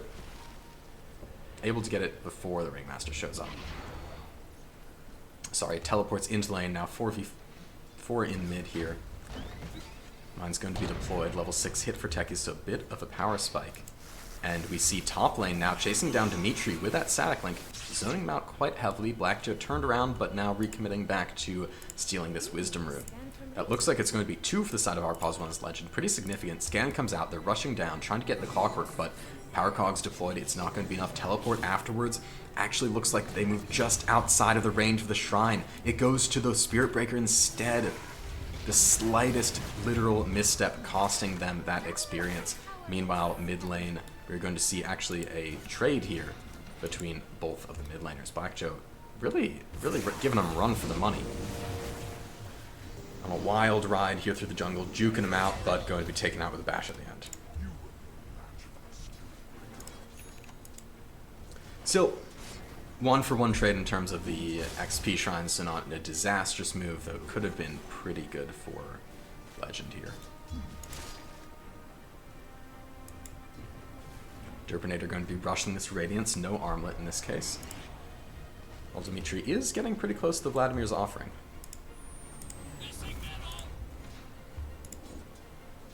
Mid lane seems like maybe the most one-sided here, as Semi-Litter Ape is just kind of forced out of lane against the Techies, behind over a whole level as well in terms of experience.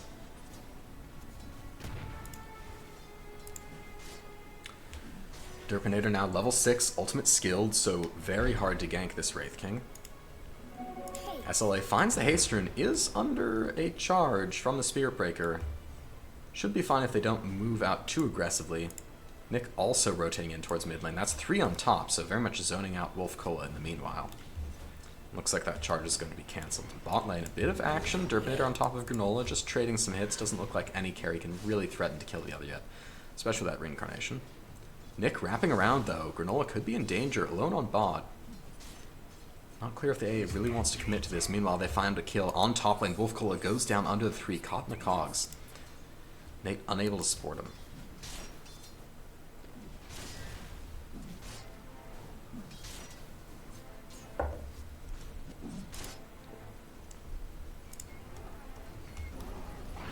Oh, a nice cold snap is going to cancel the charge just before it connects. Solid play from Semi-Litter Ape. Sunstrike will miss, but oh, Dimitri is in here along with Nick. Seeing a lot of action in mid lane. Black Hole is up, but not enough mana to actually cast it. Meanwhile, Techie's throwing out a ton of damage, especially onto these Eidolons, but even more onto the Nigma himself. Meanwhile, oh, bot lane, Derpinator getting chased, but not really threatened. Back to mid lane. Ward coming out from Black Joe.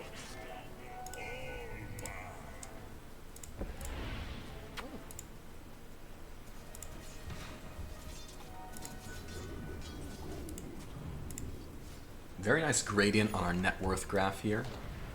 Net worth chart. Everything's solidly at the top and actually alternating all the way down to the supports even. That 1k lead at 10 minutes, not very significant. Pretty close game out of the laning phase.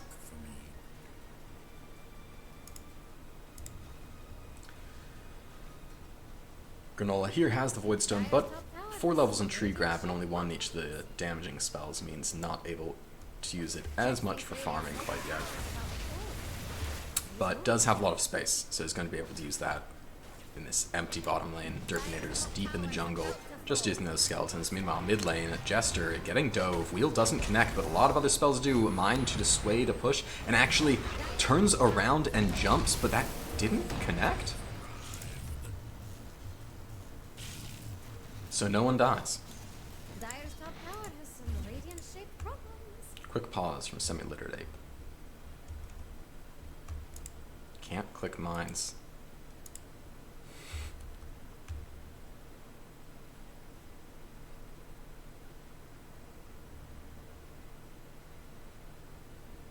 Wait a minute. It does actually do that. It's just the innate. Wow, today I learned. Forgot that was actually shifted to something you just get at level 1.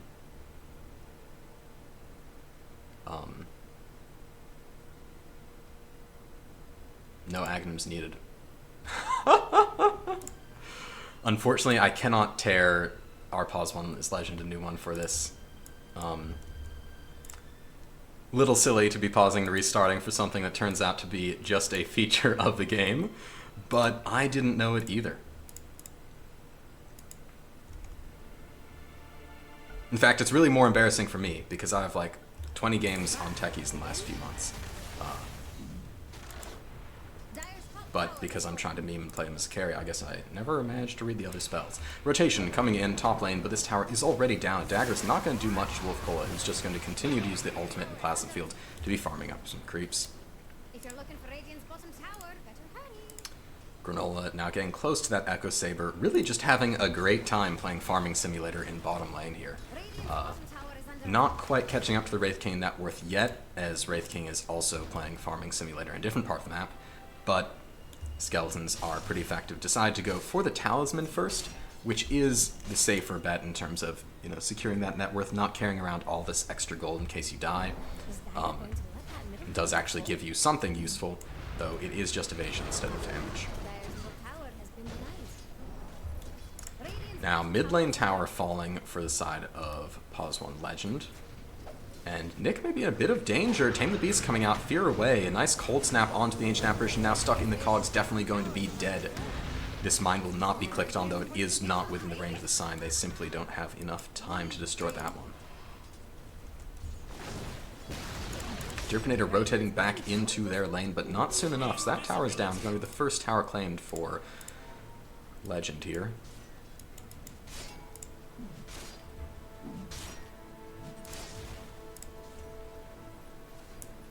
Jester moving under this Invis rune, looking for a gank of some sort, but Pos 1 Legend grouping up under this tower. They sense that something's off. They've got supports hanging behind Granola. Oh, Invis now broken. They see this happening, but with Derpinator in front, this Wraith King, very hard to kill. Throwing out the Wraith Fire Blast, a few skeletons. Nate also going in for a charge, but Granola is already under the tower. Black Joe looking around to maybe initiate, but there is no hookshot, crucially, yet on this Clockwork. So it has to be a Tranquil Boot run in and cogs instead, at least for another 200 experience or so.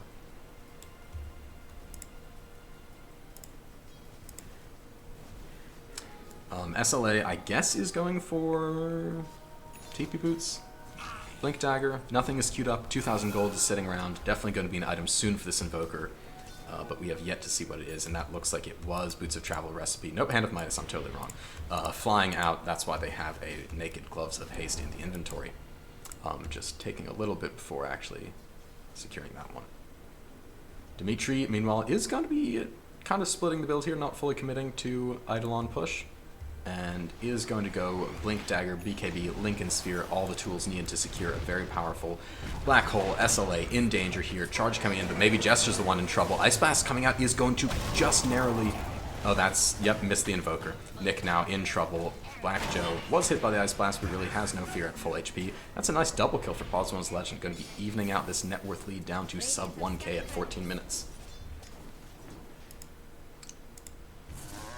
Wolf Koa casually farming up in the top lane, doing decently well as most of these cores are, except Wraith King a little ahead and Invoker a little behind.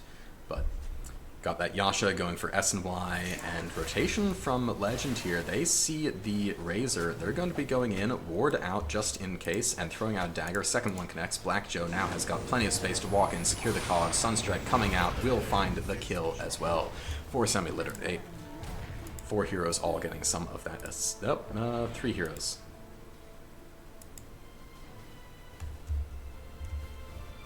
I guess nothing actually came in from Enigma. That's confusing. Definitely looked like 4 heroes assisted in that kill. Oh well, charge out. Nate going just onto some creeps in mid lane, not actually looking for a kill here. Sorry, queuing up the Atos first item. Very nice for the Ringmaster.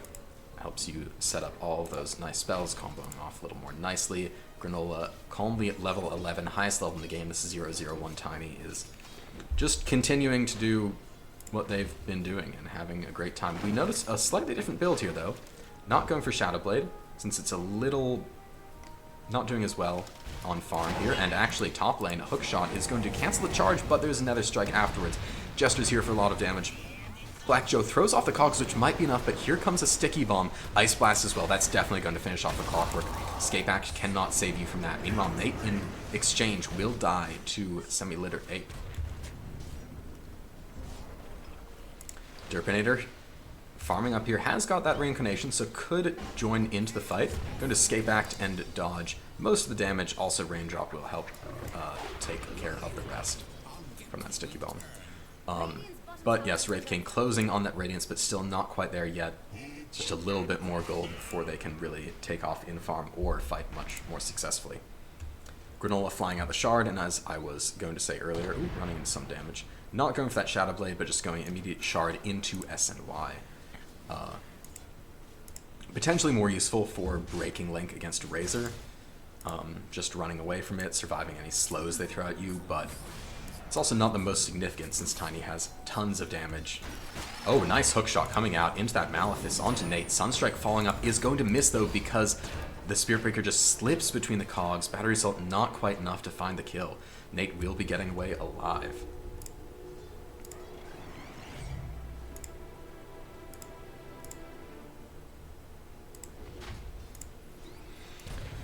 Jester, in terms of neutral items, still sitting at level 1, 7 of 10 to the second one, and level 1 was mana regen. I think with Spoon Stash, the first level is not as important because it's so weak, especially compared to others. I feel like it starts to scale decently well, but starts off not very high. So it's just going to be keeping that 1 mana regen for the rest of the game. Nice little extra boost. Spirit Breaker connecting his mid lane. See if they can do anything here, but with that Bull's Rush, it's really very difficult to do. Oh man, Hexed up, Ice Blast connecting, and Invoker is dead. A nice hook shot out, but those are a lot of mines. Black Joe losing half of their HP right off the start. Dimitri coming in, a lot of Eidolons. This Wraith King is on top of the Clockwork. Avalanche to help. That's a massive Black Hole connecting onto 2. Jester's immediately-ish killed. Reincarnation now coming out from the Wraith King. Dimitri in a lot of trouble. Big crit going to be taking care of the Enigma. Now Granola not going to have enough time to get away. The Cold Feet, especially the Wraith Fire Blast to help wheel stun and kill the Tiny, so it is a 4-for-1 exchange to favor the 51st State. Having a solid black hole. Oh, nice time the base here. Isn't going to steal any of these last hits, however, and just delay Derpinator a little bit in terms of farm. Nice black hole, but we see how much it matters to have that Wraith King as your position 1 to the Enigma. Survives. Doesn't care too much about Midnight Pulse despite being high HP. Afterwards, just slaps him down with a heavy crit. Also, Tame the Beast level 3. Not enough to actually clear out the skeletons in one hit. At least not when it's not channeled all the way up. Okay, some nice catch. Cogs along with Malefice. Meatball coming down. That should be the end of Derpinator here.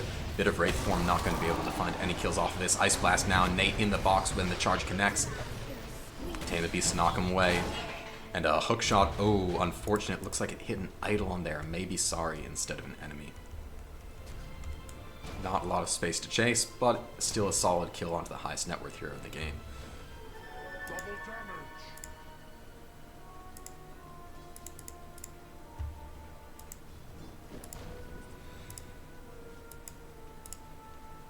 Wolf Cola has got the SNY finished up, so is ready to go in with this Razor. Working on BKB next, and should still be able to fight pretty effectively just with Sanjiasha, but it is an Invoker. They do have some nasty supports. You are probably really looking for that BKB before you really feel totally strong in these fights.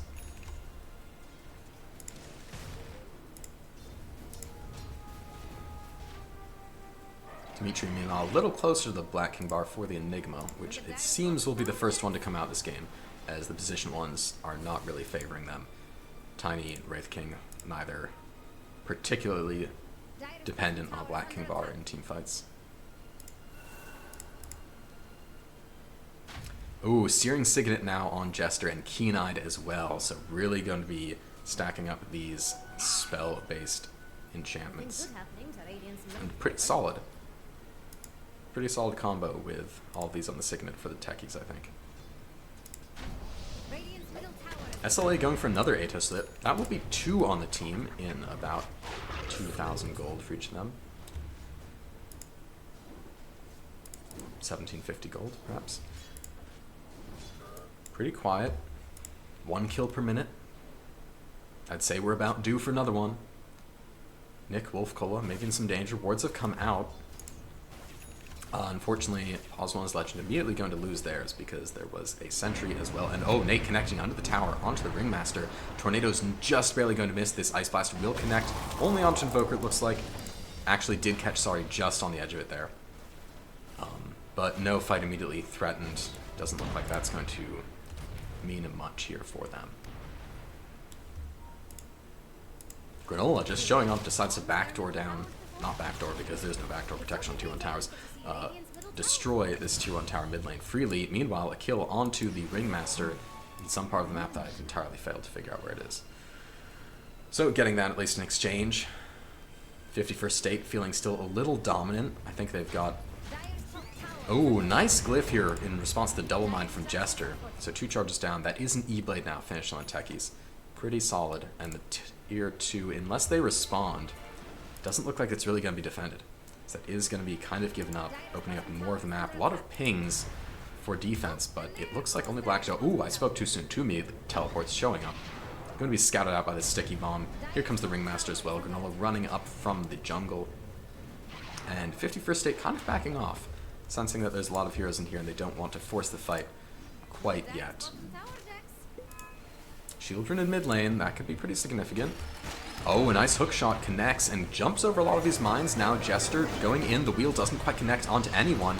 A lot of damage, mines exploding, going in. Granola disarmed by Jester, goes for the black hole, it connects, and that's just onto a Techies who's dead.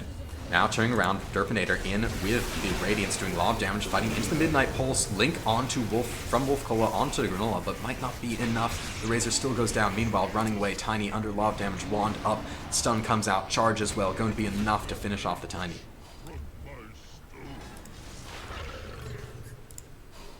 Tower at least is still alive, since they're taking that fight more in the jungle, but fortunately Black Hole hitting only 1 target, and Wraith King just kind of being able to run freely into this fight, showing up a bit later. Granola seemed to melt quite fast, though. Much more than I expected in terms of the damage they took. 2,000 magic coming out. A lot of Radiance burn from Wraith King here. Dire's top tower. decent bit just from Techie's mines at the start. So BKB could be pretty important. Nate takes out this tower. First tier 2 has fallen. 23 minutes, maybe going to be Tormentor time for 51st State. Nick is setting up wards. I believe they were the first last game as well, despite at that point being a little behind. Now a pretty solid lead with that 5k net worth advantage. The Skeletons are just going to march down and die on the Tormentor before the rest of the team shows up. That is Nick with an Atos finish, which looks like it will be the first of 3 or maybe more Atoses for this game. Solid amount of damage. Looks like there should be no trouble, no exciting deaths on the Tormentor. Not yet. Granola very close to SNY. Should be a decent power spike for the Tiny, going for the Shadow Blade afterwards, so no BKB for a little bit. Jax thinks Radiant's bottom tower is about to fall. He's wrong. But BKB is getting close for Wolf Cola. Has been finished on Dimitri.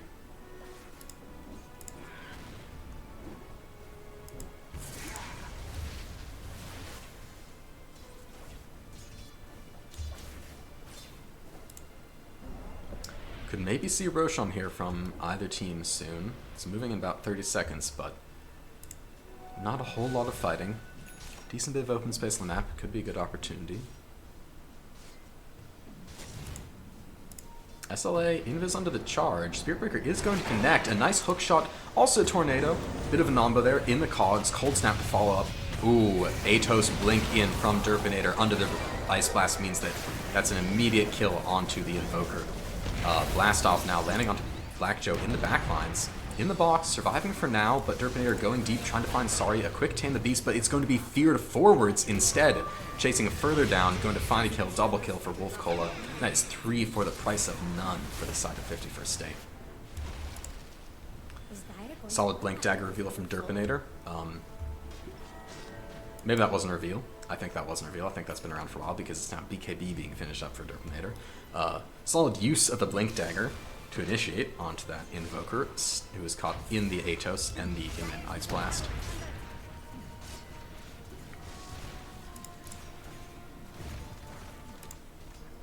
Dire just Nate with the Shadow Blade already finished.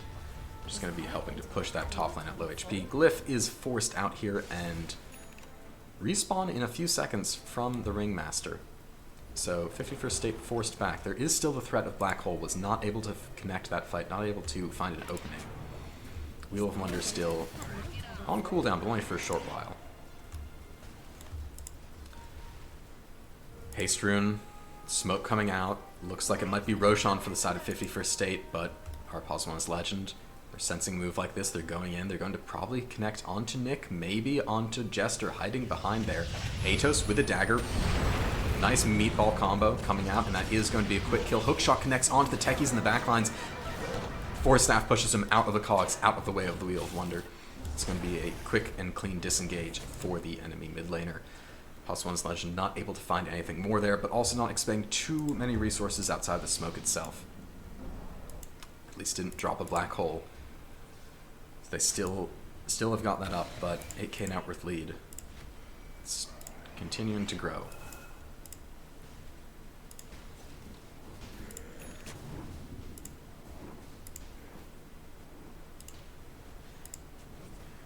SLA has got the Gleipnir now, upgrading that Atos, has got extra AoE, plus that AoE catch. Should be a lot of good setup, and still only one BKB. Wolf Cola having finished theirs, going for Dragonlance next, which is interesting. Dragonlance Shivas. Definitely seen the Shivas before with the Razor, but not often a hero that gets the Dragonlance. I think due to the static link break not being determined by attack range. Instead having a fixed breaking distance, but I could be entirely wrong about that. Because you can at least attack the target the entire time that the static link is connected. So there's some clear range connection there. Is that Shadow Blade finished up for Granola, or is it just a switch to Blink Dagger? Dire's bottom tower, Jax. Looks like just changing up the itemization, going for the Blink Dagger. before finishing up this Shadow Blade. Wraith King skeletons farming all over the map. In terms of last hits, actually not entirely on top. Granola is, wow, totally tied at this exact moment until his creep dies. Now it's lost. So yeah, Tiny's still farming up well, but Wraith King being 4 and 2 as opposed to 1 and 2, finding more kills, more gold from these kills, staying ahead by about 3,000 net worth. And also probably more lane farm or creeps that are worth more money. Nate pushing up pretty effectively, doesn't kill off the Eidolons, but sets him back. Oh, there's a nice Atos coming out into the wheel, but not going to be facing into it. Meatball with the Sunstrike should be enough to finish off Nick. Hookshot connects again onto Jester. Now getting pushed around. Force Staff's on cooldown this time, so they can't quite get out. Disarm from Tiny, going for the toss. Avalanche used, but it is enough. Wolfcola showing up, but going to be turned back by Quick Tame the Beast. Nate charging in, connecting onto SLA. Blink in from Derpinator. A Black Hole is ready. Will it be used here? They're a little split. It's going to be just enough to connect onto both of them. So the Spirit Breaker does die. First life for Wraith King going down in the Sunstrike afterwards. Wolfcola moving in with the BKB. Now Derpinator turning onto the Tiny to fight second life. BKB used SLA in a lot of danger, but running away as Dimitri is instead taking the attention from Wolfcola. Running away, trying to find an escape. Has got Blink Dagger up and escapes just in time. Mid lane, too deep for Derpinator. Caught under a tornado in the Wraith form and is going to die without another kill. Huge turnaround for our Pos 1 Legend. Oh my gosh, another hookshot connects onto Wolfcola. Cold Snap as well with a toss combo. Avatos and Granola will get another kill in this fight. Ice Blast maybe going to catch onto SLA. That could be enough, but it is just level 2. Box save for that extra magic resistance might help. But it looks like that is not quite close enough for the kill. Too much HP on Invoker. Very significant turnaround in terms of, well, now relative net worth leads. Nate connecting immediately. Oh, a nice tornado catching him out. Avatos, Avalanche with a Tame the Beast thrown in at the end. And that's going to be immediate death after respawn for Spirit Breaker. Oh, AD rune on the Tiny here. I did not notice that, but that would make that kill pretty easy, as well as Roshan pretty easy. Now Pos 1's Legend turning into the pit to grab themselves a probably pretty uncontested Aegis, with 2 heroes dead on the side of 51st State.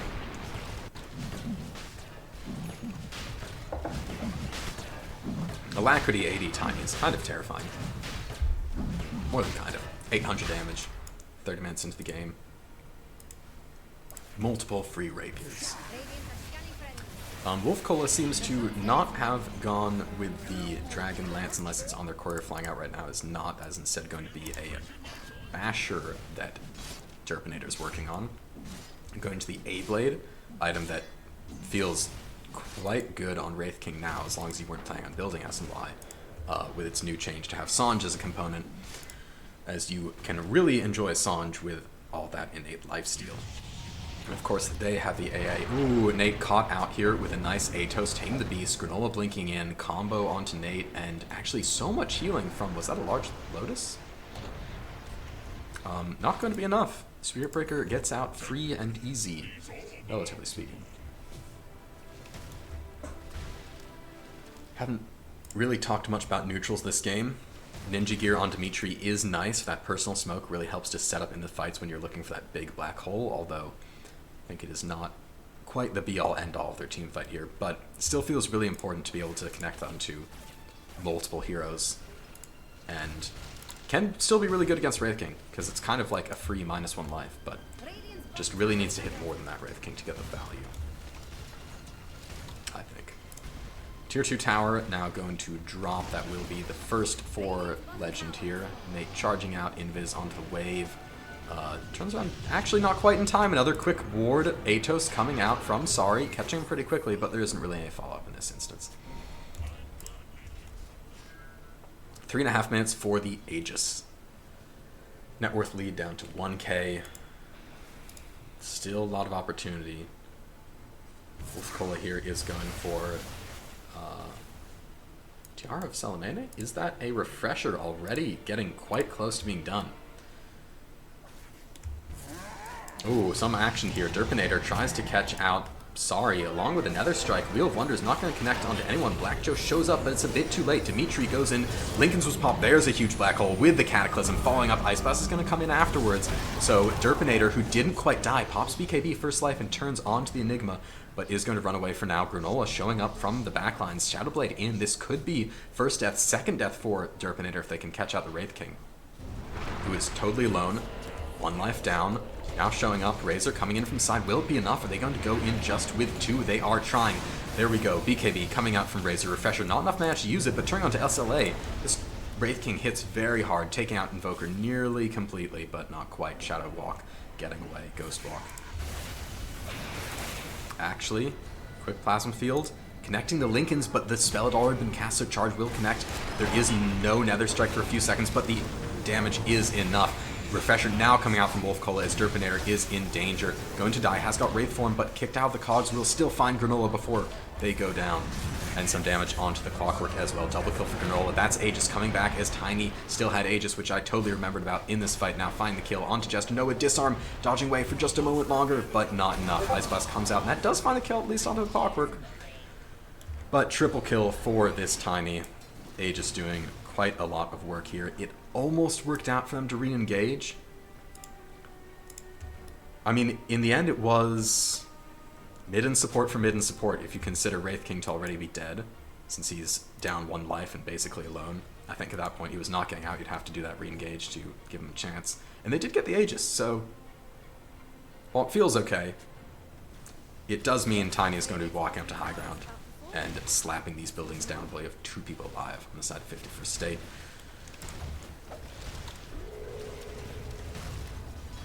Glyph is going to be used, buying some time. We'll have Jester up pretty soon. Wolf Cola has got ult and link up, but no BKB yet, and of course Refresher's still going to be a while before that can be used again. He's used a bit staggered in last fight, so not able to get the double value for double Eye of the Storm once. A blink out is going to disjoint that E-Blade. As Jester respawns, Nate respawns, Wraith King up as well. Not too much building damage that Pos 1's Legends are actually able to find. But lead is definitely there for them now. Momentum's been swinging back their ways for a little while. So, kind of up to 51st State to find something to shift it back towards them in this game here. Skullbasher finished for Derpinator. Went with more skeletons instead of attack speed, so it is going to be a little hard to get those bashes until you've got the full Abyssal Blade, which is still over 1,000 gold away. Bot lane, Pos 1 regrouping for a push. Jester teleporting in very close, actually forced to cancel that, but they're not too far away, so it doesn't hurt that badly. What does hurt badly is this Tiny on your buildings. Range barracks almost down as the melee has already fallen. Ice Blast now connecting on Granola, walking out for Staff. Minefield Wheel not going to get a whole lot here. Nate connecting with a charge, but alone here for the time being. Ooh, massive Cataclysm with some Atoses. Nick almost taken out. Meatball not going to be enough to kill the Ancient Apparition. So no deaths, but a whole set of racks now claimed for the Dire. Daedalus on Granola. And Shard also on top of... Oh wow, that's what's getting on his Forged Spirits. Of course, Shard finished on top of the Ags for... Ooh, Dimitri, Lincoln Sphere just breaking, so they know that that was a charge that Nate was trying to throw out. And honestly, getting pretty close to this Refresher on the Enigma, which I think is going to feel pretty nice. Definitely seems like the kind of fight where you want two black holes rather than, say, Octarine for more frequent black holes and cooldown.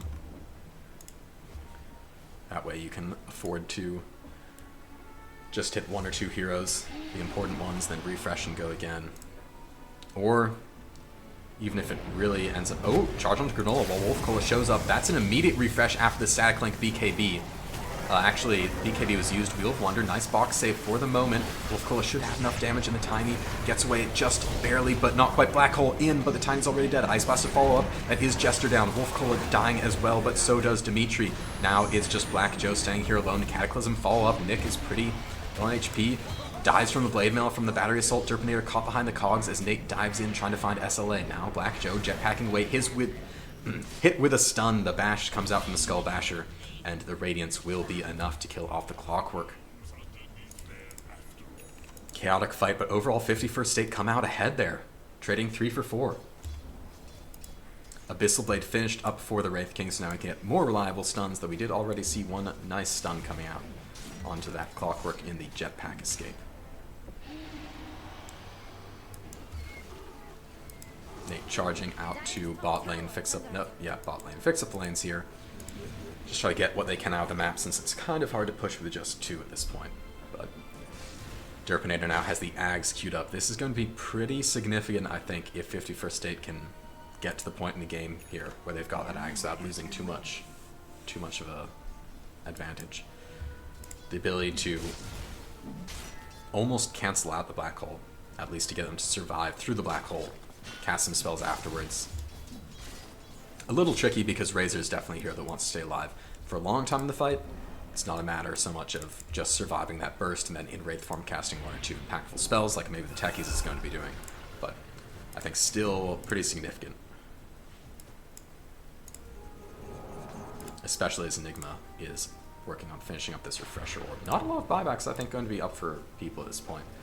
We see just a few. Enigma buying out. Wraith King keeping it up, however, not going to commit to this Ags yet. Alright, another neutral has been crafted, another one ready to go for Jester, so we'll see what they get. But right now that's a lot of mana regen.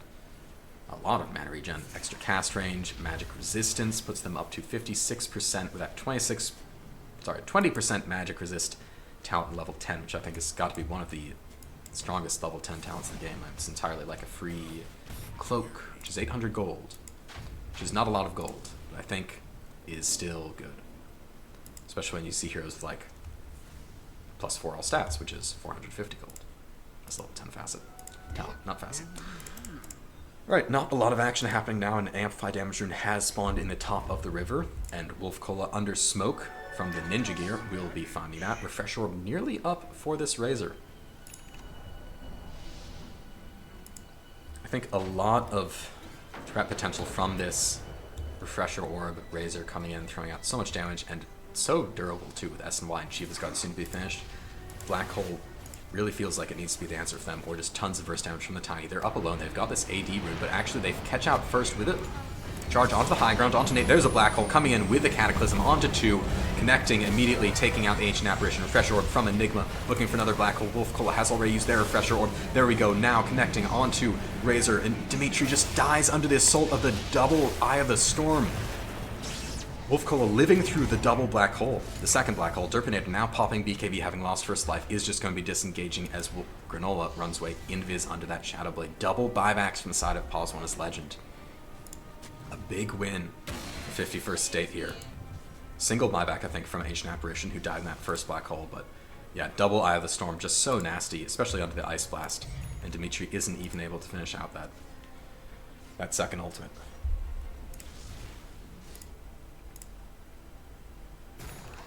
Roshan is up, however.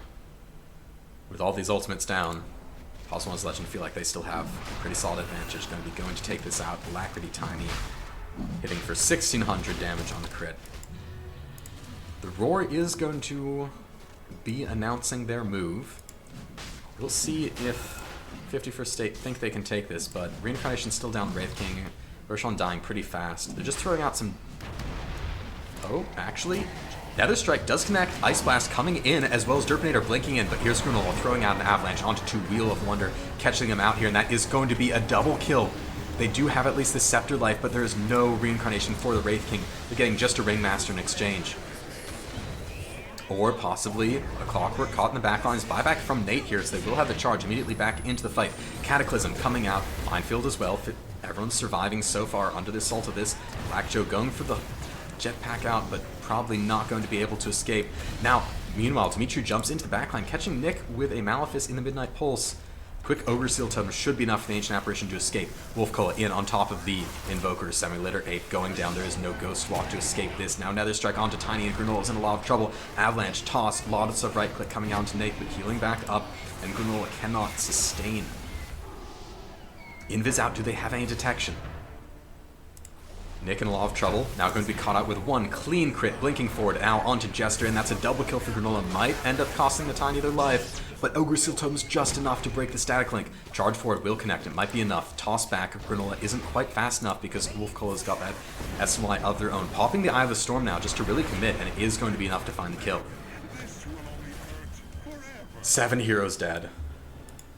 Bot lane of Rax, pushing in quite significantly, able to actually take out a tier 4 tower. Forces a buyback from Jester, and so suddenly it doesn't feel like it's much of a win for 51st State anymore. The game goes on and no one has a distinct advantage, sub 1k at 43 minutes.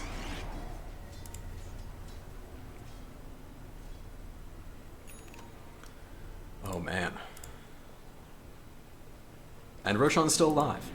You know, that really could have easily gone either way. I mean, 51st State decide to contest this, not to just give up the Roshan for free, and what they get is pretty significant, especially in preventing them from picking up that Aegis. But also, Derpinator unfortunately is in before that reincarnation's back up, so dying out without reincarnation. Sorry has got the gem. Atos now onto Nate, throwing out a quick dagger. Are they going to be able to get more? But Jester is in here. E-Blade, Escape Act. It doesn't look like anyone is going to be dying for this. Nate really wants to find the kill. Charging forward, goes to the Nether Strike. Even, but a quick hook shot. Now Wolf Cola in, ultimate, throwing out BKB. Oh, Black Hole from Dimitri, solo onto the Razor. Is it going to be enough? A Cataclysm, also Refresher, and it hits Razor plus the Spirit Breaker. Oh, this is pretty significant, but oh, an Escape Act just as that Enigma is about to die. Derpinator shows up, going in for more. Has got that reincarnation ready, is able to take out the Clockwork. Enigma does die, not enough of an Escape Act there. Oh, that was almost so good, but there just wasn't quite enough follow-up damage. And BKB going from this Razor is just survives through a double Black Hole, which is crazy at this point.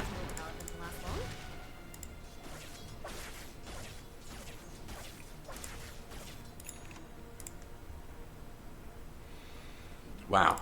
6k now to 51st State. I'm quite surprised diving that deep paid off for them. Looks like Nate had been just going in alone, but Wolfcola was there to back him up, and the double Black Hole's just not finding anything there. That was also refresh used from Razor in that case, so silver lining that they will at least have double Black Hole up again by the time that 51st State are 100% ready to fight. But they might be able to go sooner. And Black Hole's still on cooldown for 90, Refresher for 100, Wraith King has got Reincarnation. Razor's basically ready. Especially if you just put this Aegis on. Okay, actually going for Jester, interesting here. So they want to be going deep with the techies, going aggressive, not just keeping them in the backline. Makes decent amount of sense since Razor is honestly sort of transformation hero with the ultimate, with the static link. An Aegis does not feel very good unless you're, say, using Refresher and using one set of abilities on each life. And of course, Wraith King has built-in Aegis, so 3 lives can be a bit excessive. Buyback status is no for almost everyone. Only Wolf, Cola, and Semi-Litter Ape have got buyback. Still some pressure with this bot lane. That's pretty significant here. Nate is forced to back and deal with it. Of course, it is the Spirit Breaker who has global mobility and isn't so much of a problem, but it does require some attention. It does force 51st State to not be totally aggressive at a time when they have got Aegis, when they have got their cooldowns, when they have got 6k net worth advantage.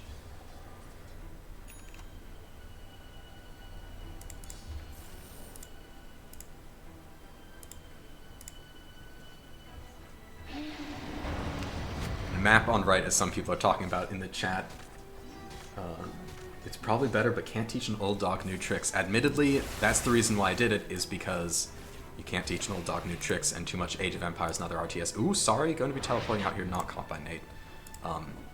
Have that mini-map on the right, and I got used to that.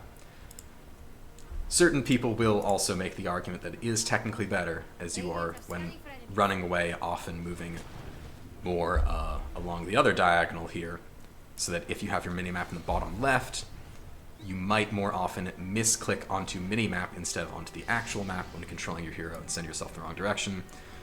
But that is a, kind of a very, very niche or unlikely.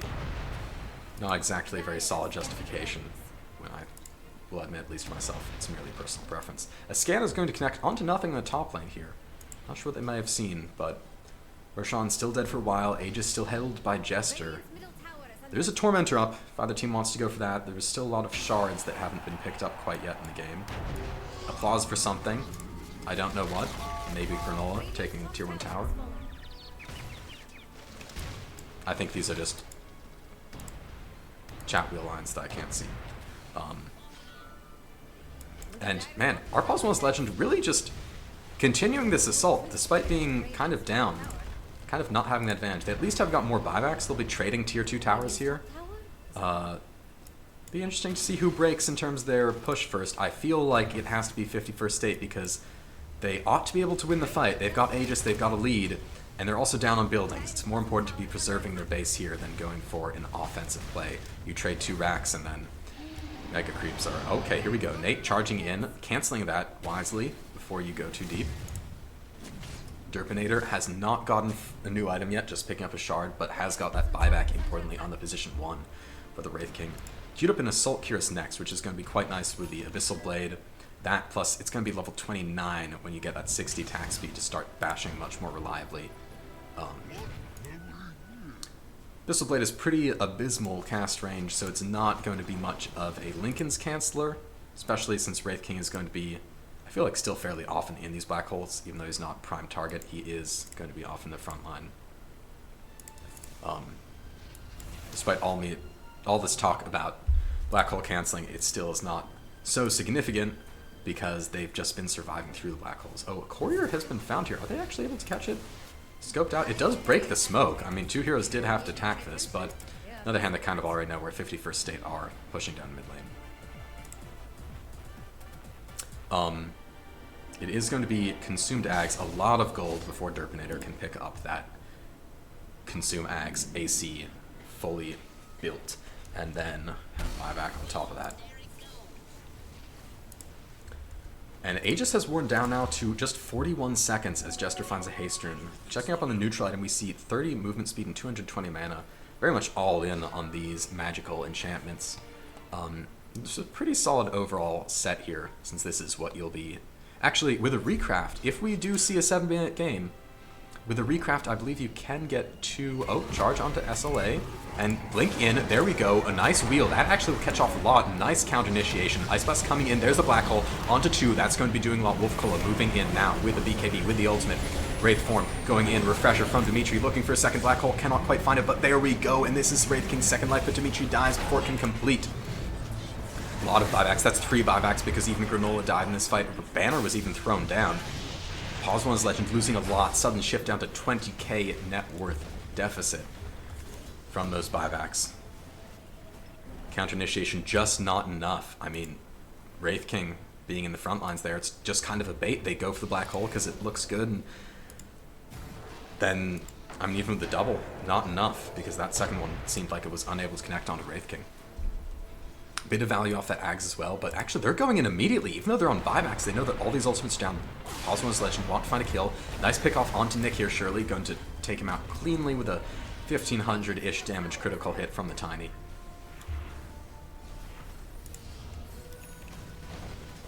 You have got that advantage. Position 1 here does not require cooldowns really to fight compared to the Wraith King, who is relying, I think, pretty decently on this reincarnation to be able to take these engagements.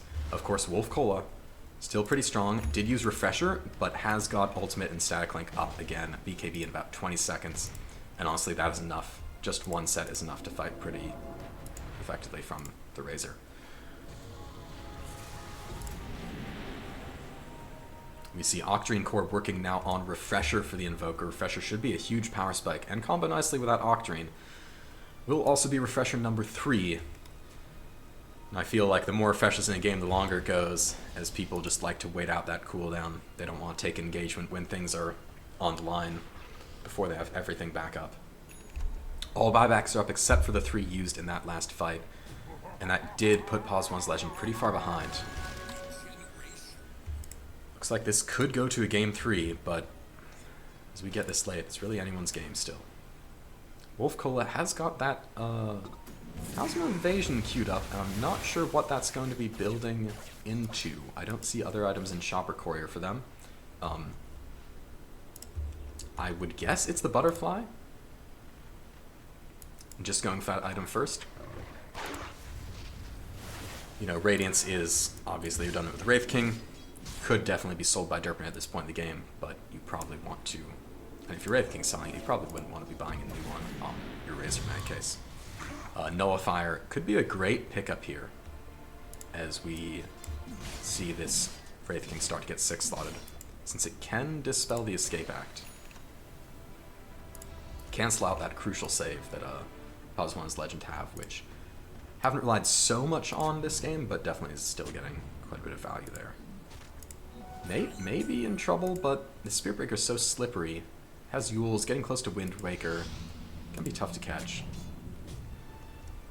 Sorry, nearly caught out by Derpinator, but has got the team in the general vicinity. Roshan may be respawning now at any time, and it looks like it's going to be pretty fast. Oh, that was a hook shot that seemed to not connect onto anything. Teams are grouping up. Roche coming up very soon, an early respawn. Smoke out from both sides. Everything is up. Refresher's all ready. Both teams just looking for the fight. Looking to see if you can get that jump Enigma. Sees the Spirit Breaker. Leaving a little deep is seen. Ogre Seal Totem. Lincoln's is broken. Derpinator running in. BKB is forced to be used. Nether Strike connects onto them. They have to just turn in Black Hole in response, connecting onto 2. Cataclysm to follow. Wolf Cola in with everything. Dimitri drops the refresh, gets another Black Hole off this very low onto that Ice Blast. Will find Nick, but they are Wraith formed up at least for a moment. Dieback for the Enigma, now turning onto the Invoker as Derpinator pops the BKB, but it runs out. Caught in the Tornado, and a Ghost Walk away means that Semi-Litter Ape is able to escape. That's a buyback from Nate, going back to defend the base. It looks like Pos 1's Legend able to kind of escape out of here. Those Black Holes taking up a lot of space in the fight, not securing that many kills, but still getting 2 supports and keeping other heroes locked down. Wolf Cola not able to win the duel with Granola, and generally just not quite as good of a fight as 51st State we're looking for there. Looks like that's AC finish for Derpinator, now going for the Swift Blink. Wraith King is just getting fatter and fatter, and actually is still behind Wolf Cola in terms of net worth, as Butterfly has been finished with 6,000 gold to spare for Wolf Cola. Boots are gone for this Razor, just relying on the passives. And as Atos comes out, there's a charge. Shiva's also popped, Escape Act going away, massive Deafening Blast, AoE, disarm, Wolf Cola pushed away. Now actually Jester caught up with the hook shot, but maybe not enough now. Granola's actually stuck in the cogs. Wolf Cola turns around, pops BKB, pops the Link, pops Satanic, drops everything. Tiny able to Shadow Blade away. BKB wearing out, maybe committing back onto this, but that is going to be Black Joe left for dead down in the low ground. And the Clockwork will perish. Buyback still ready.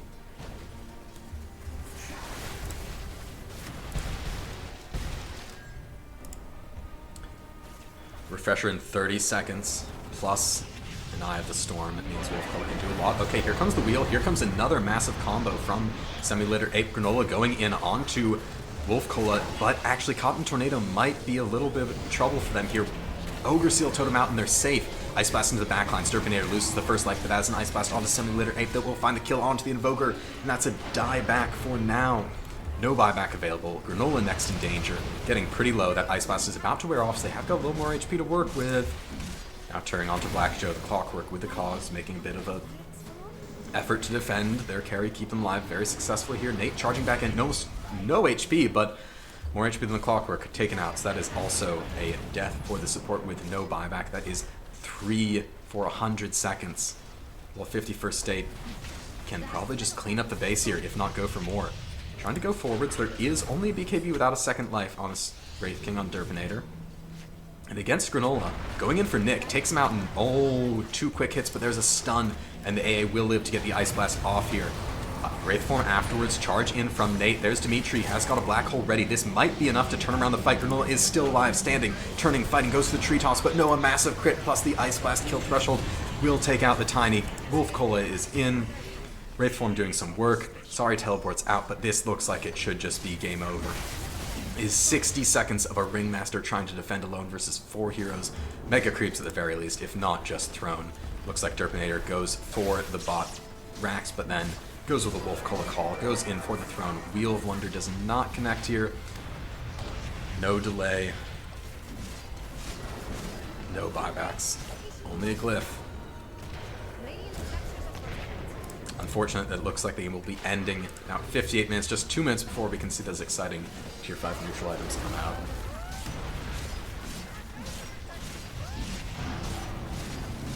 Satanic popped just for that Dispel, just for that flex from Wolf Cola. Derpinator once more goes in for a kill. Ice Blast should be enough if you want to commit, or just maybe let him tick out, focus on the throne, just end the game here. Derpinator is going for the win. Wolf Cola, BKB, and just destroying the throne.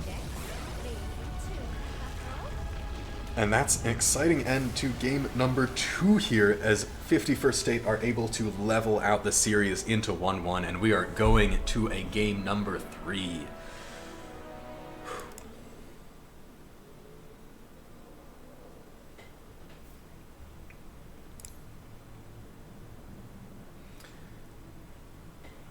Yeah, graphs look a little more just solidly 51st State favored, but you can see how much that win rate, win percentage, win probability spikes up pretty heavily in the favor of 51st State before going all the way back into the favor of Pos 1's Legend. Not once, but twice before sudden, very excellent team fights just turned totally in the favor of the Radiant.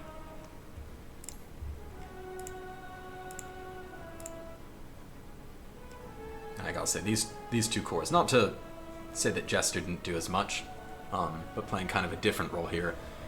These two frontline right-clicking cores with the Razor and the Wraith King, I feel like just kind of running the game over. And yeah, as I said, 47,000 damage from Jester, still a huge amount coming out from the techies, but Black Hole's not able to do enough here, as things are just too spread out, even with Cataclysm combo that they got in the late game. Takes so much damage to be able to actually bring down a 51st State's lineup. Even Spirit Breaker sucking 87,000 damage. Well, I will go on to a break here before we jump into game number 3 of 51st State versus Our Pos 1 is Legend.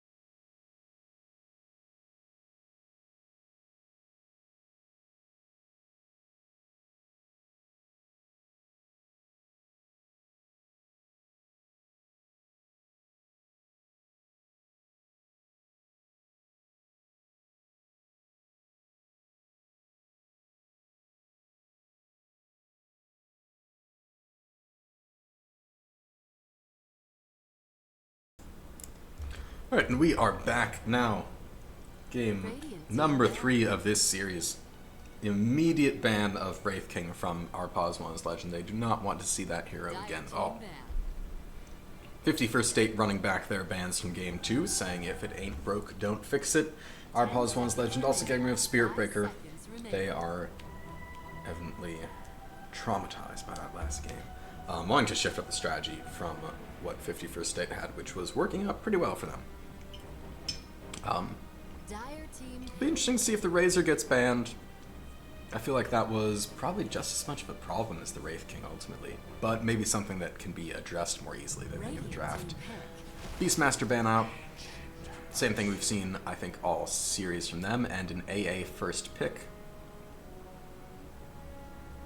which is stealing that from 51st State's last draft. There we go with the Zeus. That was banned out, I believe, third ban for Pos 1's Legend in both prior games. We're finally going to see this get played,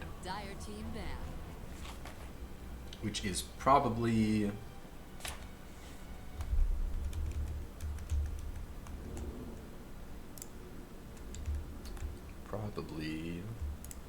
is that the Jester hero? –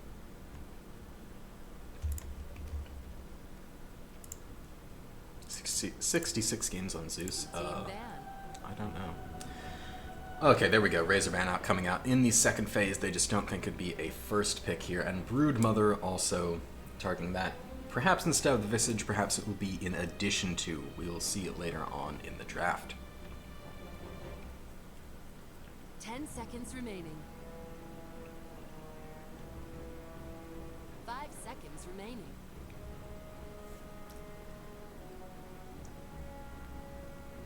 Radiant team pick. Magnus banned out as well. I think that is banned third game in a row now, but NP, which had been Pos 1's Legend's first ban in both the prior games, also picked up. So 51st State, going to be seeing what they can do with these two heroes who are locked away for the start of the series, and we will find out just how ban-worthy those bans were. 10 seconds remaining. 5 seconds remaining.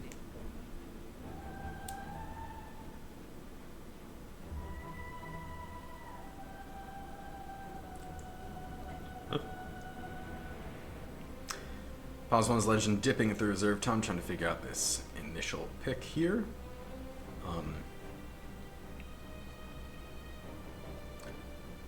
Need to have some answer for these two heroes. If they thought it was worth banning the first two games, it seems like it's got to be a problem. But focusing on other things instead, gonna pick up the Snapfire, so probably the support duo, as we've been seeing a lot in the first phase of the draft from this team.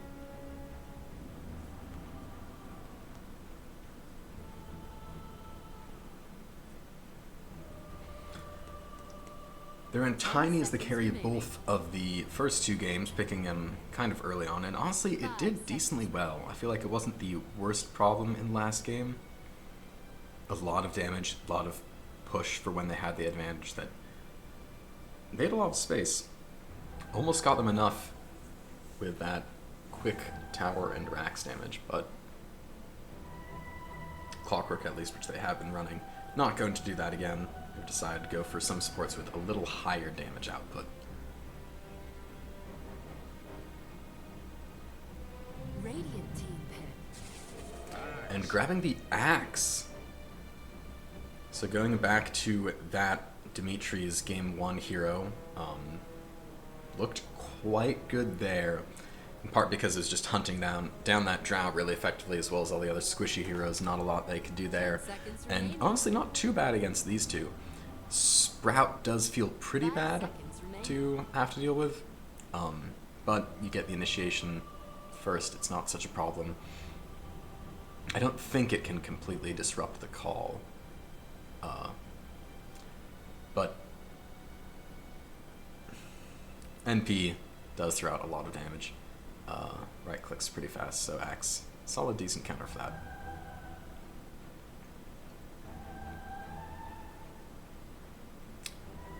Not really a pipe carrier though. I would prefer to get BKB. And if this is a core Zeus, which I think it may be based on the early bans, but I haven't actually seen it played yet by 51st State. And the pipe might be a nice pickup. Might instead just have to go with double glimmers on these supports.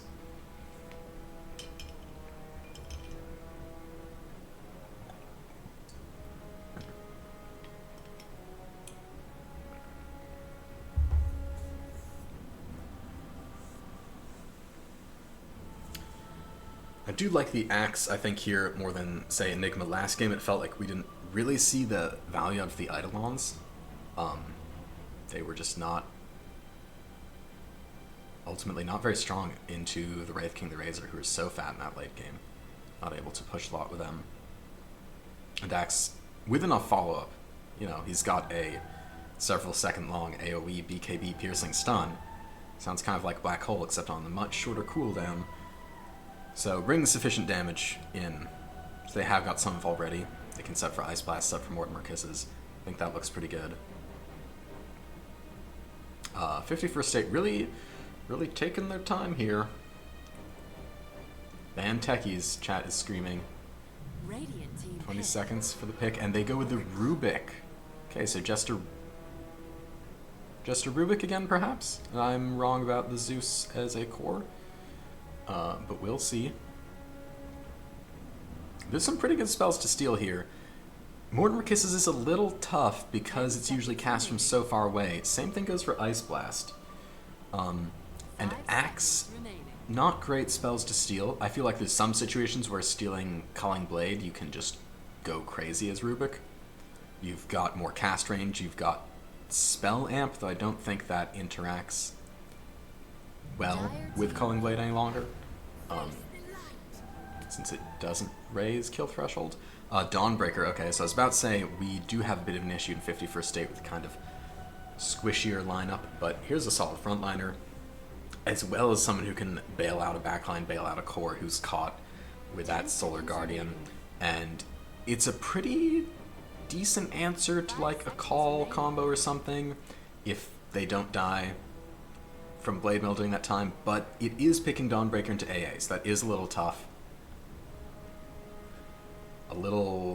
Gonna be a bit tricky this game to get the value out of your healing. Which you at least don't need as much for the rest of your kit outside of the ultimate, so laning, you can still be quite a menace with that hammer. Pos 1's Legend probably going to be grabbing the Granola Hero here, unless they switch up their strategy, but they've been leaving the SLA picks for last in most of these games.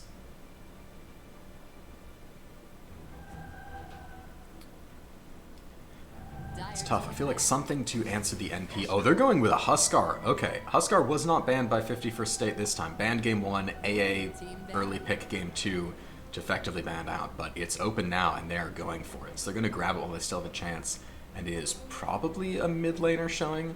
This is Pos 1 NP, Dawnbreaker 3. 10 seconds remaining. If it's still Jester Rubik, that'd be mid, but Radiant team ban. going for the Tiny. Okay, so they're respect banning that. They think it's been solid enough as first two games. Definitely could be something good here for Pos 1's Legend. I also like the disable that it brings. They banned Juggernaut as their other ban. Something that can lane to Dawnbreaker, but also you've got to be, I think, capable of fighting the NP. I don't know if the Axe alone is going to be reliable to catch him. When he's got that global TP, could be showing up anywhere at any time during a fight. 5 seconds remaining. Huskar, I think, is not bad, especially the ability to possibly jump out of a Sprout with an ult immediately, but they go and ban the Viper, which makes sense. They had the last pick in this phase, so they can get Huskar, and you kind of have to ban the Viper since it's open for 51st State to draft a mid here. Viper, Sniper, both those would be pretty solid against this Huskar. To cheese the cheese, if you will, but they're going to look to prevent that. 10 seconds remaining. 5 seconds remaining. That is 2 bans on mid heroes, so assuming they've done their research, that would be support Zeus and Rubik. Okay, Lifestealer still opens, they're going for that. Pretty decent here. Infest Bomb on Huskar and Axe both looks pretty nice. Good into Dawnbreaker. built-in magic community, very nice against Zeus. Not a lot of great spells for Rubik to steal. 10 In fact, not a lot of great ones overall. It's still looking at, like, as I said, Ice Blast, Mortimer Kisses. Matter of kind of getting in range to find those.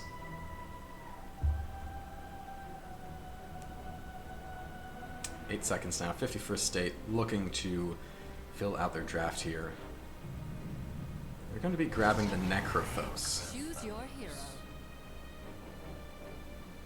Okay. On the one hand, nice. On the other hand, it is Necro into AA. Necro Huskar feels a bit tricky because Huskar plays at such low HP and Scythe is great for finishing him off, but that threshold is a lot lower than it needs to be for other heroes because you're getting that magic resistance as you get low. Fun little animation here as Granola toggles the facets. Definitely settling on Flesh Feast. As much as I like the idea of Gore Storm, I just haven't seen it used in any professional or we like Dota League matches to any really impactful extent. I think one part of it being that you have to initiate kind of from a creep or use the creep in the middle of a fight. It can be good if you're fighting and then like dive into a creep, dive out, immediately get that damage, immediately get that healing. But with the ultimate, it feels more like what you really want to do is either infest bomb initiation with an ally hero, so you get whatever initiation they have, Blink, Storm Spirit, something like that, rather than having to run in with like Ancient Black Dragon, which is fast, but not fast enough. And of course it's not ideal for escape. At 51st State, they are putting Nick, so this is a support Zeus, or they're flexing players on their roles.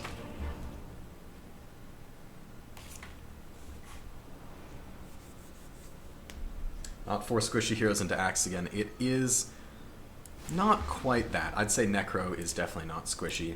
NP can get fat, but that takes a long time. Will Runes be another snoozer? Oh, I hope not. I'm with Sorry on this. Actually, we got a bit of action last game.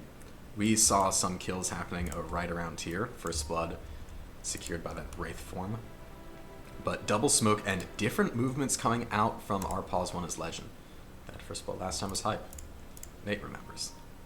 And we will see. Looks like 51st State. Oh, they're going to be wrapping down, making a different movement, but as both teams switch, no one runs into anyone.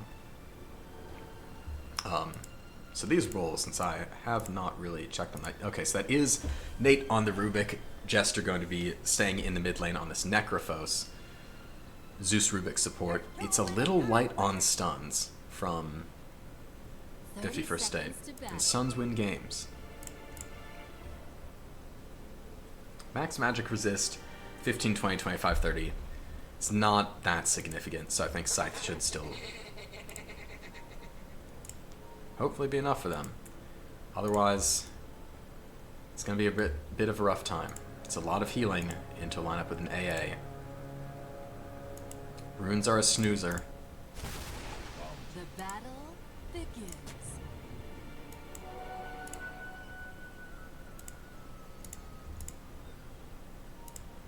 Easy 2-for-2 trade.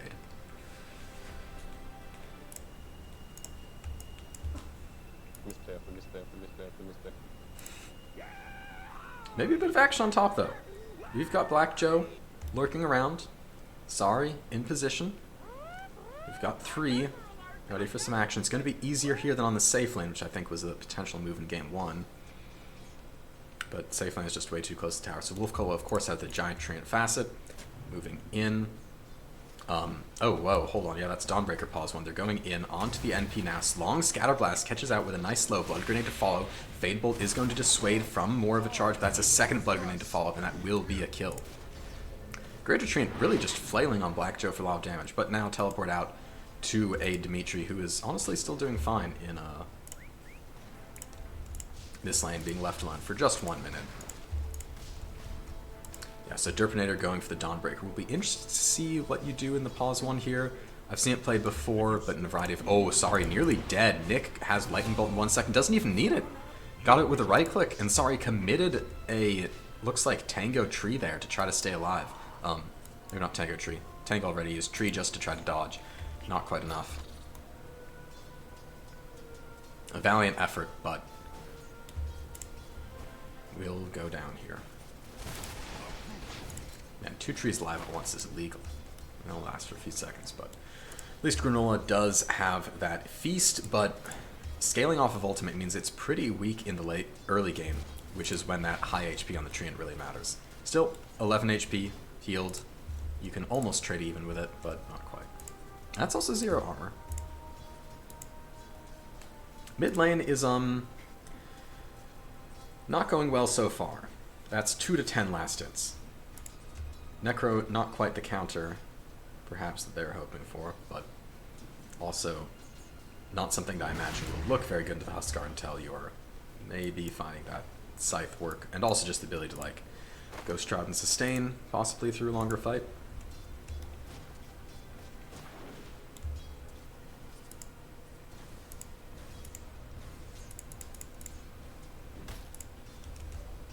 Nick has got level 2. A lot of money saved up for some mana items, presumably.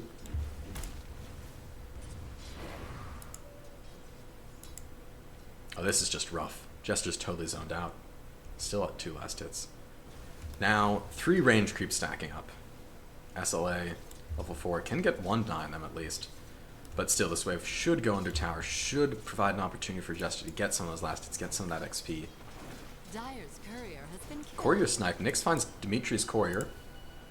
And looks like it had delivered the items already, judging by that completed wand. But no, maybe I'm wrong. Sorry, it's level 2. Cookie available, so that's solid kill potential. Yeah, mid lane now, finding that kill. Missed that, but just diving with the wave onto this Necrophos. A lot of damage. Silence on inner fire feels pretty solid into a hero like Necrophos here.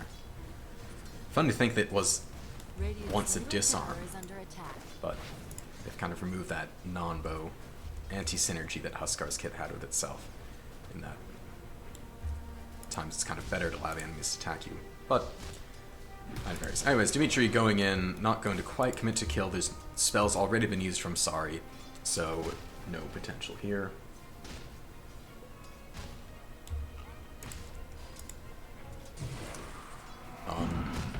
Derpinator has got pretty solid last hits despite the strong harass. Nick doing a lot of work, now going in, has got that Bassy finish. Cookie now connects, going forward, Scatter Blast, Starbreaker back towards the enemies, might be enough. Dimitri pops some healing, Magic Wand, tries to survive, getting chased down by the Zeus. Meanwhile, Derpinator actually makes it out because Sari will turn around with the Courier. Now Nick, another Lightning Bolt, is going to find the kill. Level 4 for the Zeus compared to Snapfire's 2. And you can start to see why this was banned out in the first 2 games. Dawnbreaker's lane going pretty well, helping to make up for mid lane being so one-sided, as every other lane seems to be pretty close until you look there. Has at least got that Ghost Shroud level 1, so a bit more survivability, but it's tough, especially because Huskar is so good at whittling you down. Ghost Shroud is that short duration save.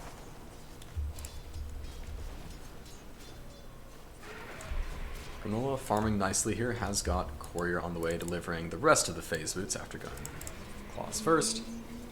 Phase Boots, Orb of Corrosion next. Should be some decent kill potential. It's a little difficult because I think you still can't. I guess with the Open Wounds, that might be enough if you stack all the slows with Open Wounds to get Cold Feet to proc. But it is tough to get Cold Feet. Oh, action bot lane. Nick now going very low, throws up Bolt, but it's not enough. Derpinator caught by a call here, maybe just on the edge of it with a spin immediately should be enough for, oh, Starbreaker back in.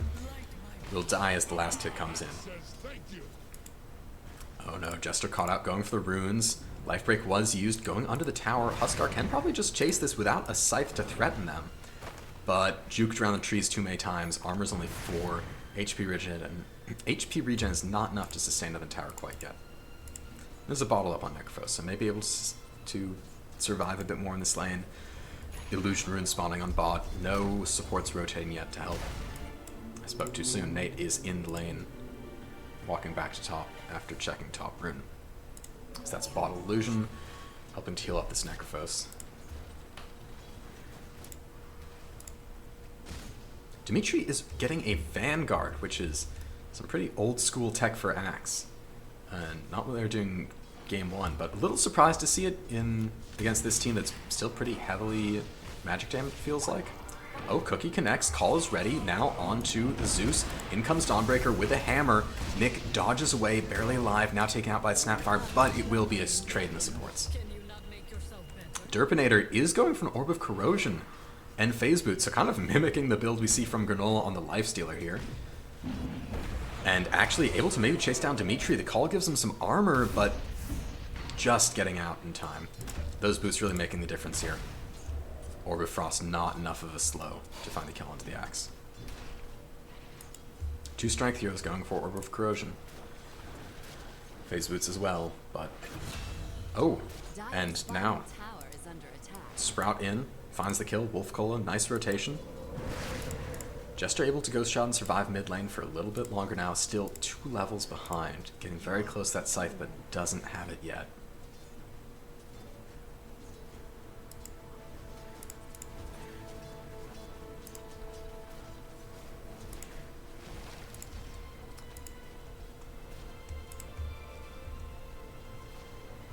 Oh goodness, another kill onto mid. I miss as Sorry rotates in. That's level 6 as well for the Snapfire. That is 6 on Snapfire before 6 on Jester. Feels like they're just totally sacrificing this mid lane here. 12 last hits and level 5. Without any rotations to support into this Huskar. Radiant's middle tower is under attack. Well, Dimitri has just gone to jungle. Maybe part of the plan here with the Vanguard, realizing that lane looks too difficult. Okay, now a lot of action in mid. Solar Guardian coming out. It's not enough to keep Necros alive, but can they at least find the kill on Semi-Litter Ape? Yes, they do. Turning out onto Sorry. A lift with the Blood Grenade might be enough, but there's a teleport. Meanwhile, teleport from Nature's Prophet is cancelled. So it costs them 2, but they find the kill onto Semi-Litter Ape. Decent bit of gold. Finally helps to shut down this Huskar a little bit. Unfortunately, the Necros did die before that happens, is still level 5. Oh, Wolf Cola now in trouble. There we go. Now we're seeing the open wounds. It's not enough even. Open wounds, cold feet, all that slow, and it still doesn't even get the stun. Black Joe in some trouble. Has got this Ice Blast, but taking a lot of damage. Okay, throws it out, connecting onto Nick before they die, and that will be a kill. Granola decides not to chase Nate. Doesn't want to go too close to that tower. Jester now finally has got 6. Not a lot of items though. It's a rough lane to be in. Radiant's bottom tower is under attack. Dimitri, Vanguard completed, just skipping creep waves now that this lane is empty. That's going to be a lot of pressure on the tower.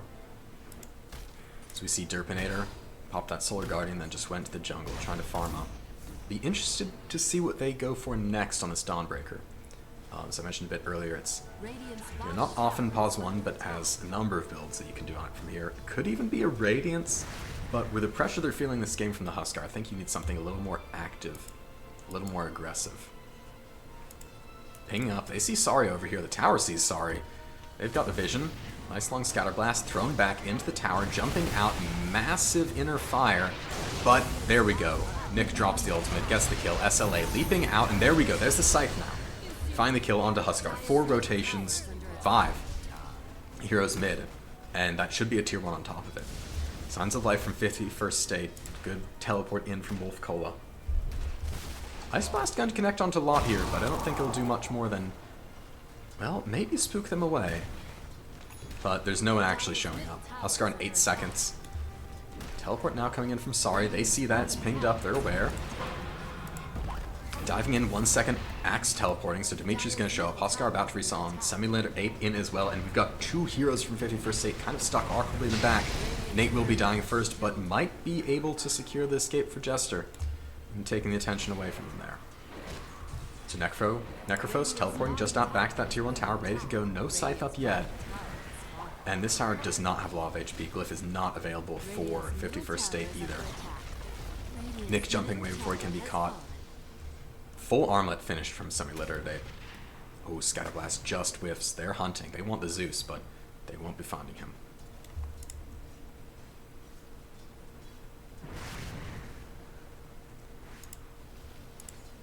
Wolf Cola teleporting out from Granola, who is going to go with the Radiance Rush here. No armlet for the Lifestealer, and with this farm, having a pretty great time, honestly. Sitting comfortably on top of the last hit chart, net worth chart, SLA, jumping now onto Jester, silenced. Nice Ghost Shroud though, might be enough. Stolen spells from Nate, that's Inner Fire, that's a good silence. Dimitri, no Blink Dagger yet. Going to go with that Vanguard Blink, and then a Pipe afterwards. They are going with the Pipe on that Axe. I mean, especially the Necrophos showing that, I think that makes a lot of sense. You definitely want that. And all the more magic resist to stack on the Huskar. You get enough, and that Scythe starts to just look worse and worse. The seeds of fortune. Dire's bottom tower is under attack. Meanwhile, Derpinator grabbing some Lotuses, and he is going to be going for the Mage Slayer. So Corrosion, Mage Slayer, a lot more active for this position 1 Dawnbreaker. Maybe we'll see Wolf Cola going with a bit of a greedier build, and I think it may even be basically just NP1, Dawn 3, as we see Maelstrom coming out. Oh, maybe in top lane we see SLA, they've got a haste rune though. Oh, the Sprout will connect, but quick chop down of the tree, and Nate will be dying under some fire. We got a lot of Nate lovers in chat, but unfortunately Rubik is claimed by the flames. Granola picking up that Sacred Relic now. Having a honestly pretty free game on this Lifestealer. Radiant's bottom tower is under attack. Earn on Sari, and could even become a Spirit Vessel later, because like I was saying, there's a lot of healing dependent heroes on 51st State, but they also already have this Ancient Apparition to deal with that. Connecting with Dimitri here, there's no smoke, but looks like they could be going for kill. Maybe running all the way to Nick is a bit far. There is Blink on this Axe, so get a nice reveal and maybe a pick off with that. Torm up in about 1.5 minutes now. And 51st State are just not in a position to do much. 5k behind 13 minutes, this Huskar is very oppressive on the map. Even Granola is pretty hard to kill. Rage and Infest ready. Just sitting in top lane, comfortably taking all of this lane farm, jungle farm that's available. Simulator Ape in a lone mid. They see this. They go for the smoke play, throwing out some stuns, setting it up. Inner Fire, teleport coming in from Wolf Cola. The sight comes out. Is this going to be enough? It is. Very easily so. Ice Blast will connect, but at this point it doesn't matter. Oh my gosh, no, it does matter. Dimitri in with a call the last second on that teleport. Unfortunately, it looks like that dunk didn't connect. Died too quickly to the Ice Blast and other effects. Cookie now onto Nick. That can be a dunk. That one will connect. Derpinator in not fast enough to save the Zeus. So a solid return from the side of Our Pos Legend there. The Huskar kill still is significant. Still showing me that I'm perhaps undervaluing this Scythe as an answer. But ultimately, should swap recipes, Rubik. Cookie stolen. 2 cookies from each side of the map. Alright, and Dimitri actually scrapped that pipe idea. Going to be going for even more of a classic Axe, TP Boots, and then not BKB, but Eternal Shroud. Shrine of Wisdom still up on the Dire side of the map, as is pinged up by Black Joe here. Going for Infest Bomb. Looks like they want to make a play, get a good team fight here, take out this last tower. Wolf Cola teleporting in. Nope, that's not Wolf Cola, that's sorry. What am I saying? Oh, going in. Okay, just onto Nate. That's still a catch onto the Rubik, looking for dunk. They're able to connect. That's some movement speed to chase down the rest. Dimitri wants to find the kill, but is slowed by that heavenly jump and is sent packing away. Do have space at least for Derpinator to farm. Try to get this Mage Slayer, which should be pretty nice to have. Helps a decent bit with the Huskar. A lot of magic damage from those spears, but again, it's going to be tough for these supports where that magic damage is coming out of long range. Rotating 5 now through the gate. Going to be an easy Tormentor taken to the side of Our Pos Legend. I think an easy Tormentor, but I say this as Black Joe is nearly dead running away. Oh, and there we go. It works. We'll see the Zeus pop the ult after Tormentor, and this time it is enough for a 520 gold kill. That's not bad. Not as good as 1400 gold. which Black Joe does get as compensation for that death in the form of a shard.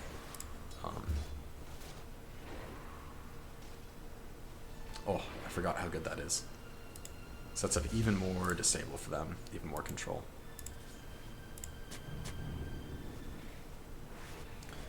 Jester going for this Kai and Sanj first item.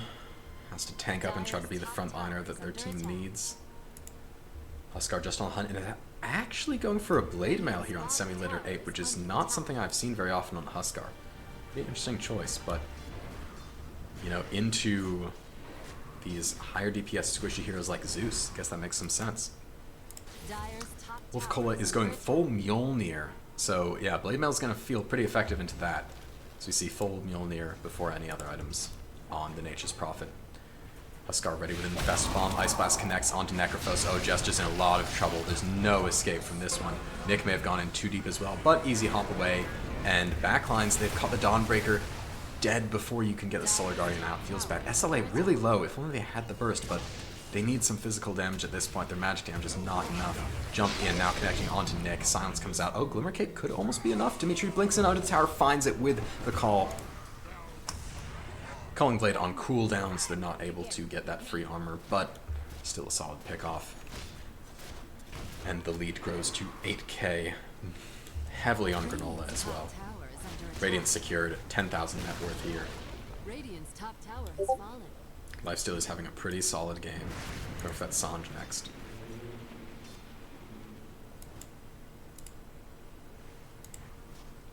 Early Roshan is definitely on the table for 51st State, and they may be going for that right now. It's live in the top pit for another minute and a half, and they've got pretty good control of this area, but we'll see what the move is. Yeah, looks like that is maybe what we're doing. Yes, going right into Roshan. Armor reduction on top of this all little show is pretty nice, but even with Huskar, you can just manage with a lot of armlet toggling if you're careful enough. But don't need to do that here. 4 heroes in the pit. They should have this. Dawnbreaker has got a value belt of strength. There's no other items to them here. That's interesting. AC is queued up, and looks like a pipe after that. Almost able to interrupt this Roshan time. A lot of low heroes in there. Maybe actually finding the kill onto Sari here on the side. Looks like they probably will butt SLA in just in time, throwing away Derpinator with an inner fire. Not quite enough to save the support, but secure the kill. Wolf Cola dead in the meantime. The other side of the fight from Dimitri. And the Ice Blast. Nope, actually just from the AA. That's 3, only losing a Snapfire. Aegis still up on this Huskar. Starting to look like this could be kind of a stomp from Our Pos 1's Legend here.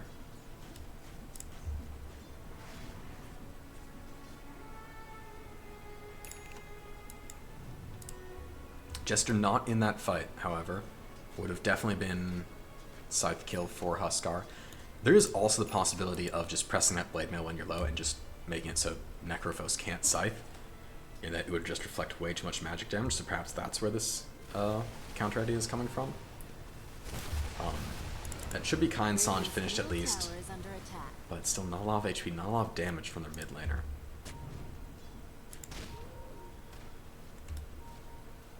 A lot of ping is coming out. Might be looking for a fight here. Nick is up in top lane. No ult for 64 seconds, so the Zeus can't really contribute from afar. Wolf Cola can show up at any time. Has got enough for this Dragonlance already. Decent farm. Pretty, honestly, great farm on the Nature's Prophet, considering that it is 9k behind at 20 minutes. And now cutting some waves, drawing a lot of attention to the other side of the map, but Dimitri has got TP boots, Blink Call is going to connect. A lot of trouble, there's a follow-up immediately from the Ancient Apparition. Oh, but this might not, nope, there is an Atos immediately to cancel that teleport, followed up by the Ice Blast. Will they be able to find the Calling Blade? Yes, they will. So an attempt to rat out to delay that push onto mid goes awry, and now Atos into Mortimer Kisses, which are cancelled quickly, and then Spell Stolen, but Granola is here to finish off the Rubik before more than one of those globs can get out.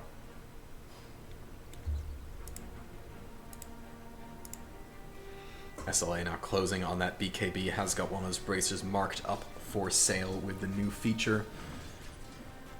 Can probably close in on that soon. Now surpassing Wolf Cola in net worth after that last kill. going to be tough. I feel like you almost need a Silver Edge on top of Tower is under attack. everything else you've got, and that is going to be the next item from Wolf Cola now that we've got Dragonlance Mjolnir finished up. I say that, but it looks like that's actually just Shadowblade BKB. Silver Edge eventually, but we'll have to get there first. Granola, meanwhile, has finished up entire S&Y with a shard, almost ready to go. Oh, wanted to go for the Infest Bomb. Doesn't quite make it before Dimitri teleports to bot lane. Radiant's top tower is under attack. Still, 51st State might not know they've made this rotation, so they might have the space to keep pushing top, but they decide to abandon that, moving away to bot, trying to find Wolf Cola down here. Still no escape on this NP. Nothing but the ability to juke and teleport away. Dire's bottom tower is under attack. Oh, do they see him here? Teleport comes out, scouted and A-toast, and it's going to be a repeat of what we saw in the mid lane just a few minutes ago. Well, actually not quite, because there is a Dawnbreaker ult coming in, but it's a little too late. Only in time to get hit by the Frost Blast, and oh! Up to the high ground. Do they know? Yes, they can easily scout with a nice little vortex. That's going to be 2 kills there. Amplify damage in mid lane on SLA. Should mean this tower falls pretty quickly. Radiant's middle tower And Age is still under up for a attack. minute. They could even maybe just dive in for the high ground here. Radiant structures But I suspect they're not quite going to commit to that yet. Maybe going for... Oh, nope. Infest. Looks like a misclick, going in and out, maybe a miscommunication. Can't improve. Dire's Yeah, top tip tower coming out is from under Sorry. attack. Dire's From structures SLA. It looks like that was not the Radiant's bottom intended tower is result. under attack. Dimitri's courier almost killed here by the tower, but the tower instead is going to be the one that dies.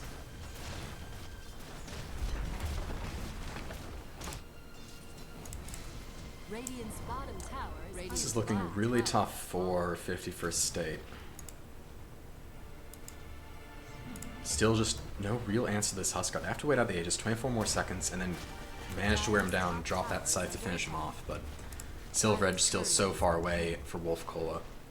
Radiant's They bottom just- tower is under attack. They don't have a lot here to try to fight this with. High ground at 24 minutes, Dire's 23 top minutes is tower pretty under rough. attack.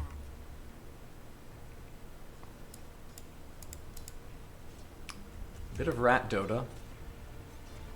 Holding on, not committing yet. Bot lane, we're going to see the tower drop. Atos onto the Dawnbreaker. Derpinator in a bit of trouble. Gleipnir to follow up, and now SLA diving in. Ice Blast will probably finish them off even if the Huskar can't get in, but he can. Oh my gosh, massive call from Dimitri into 3 heroes on the backline. That's going to be a double kill for them here. Now Wolf Cola soon to fall. Buyback from Necrophos. 2 more buybacks are ready. They can turn and fight, but Under attack. 51st State are in a real tough spot now.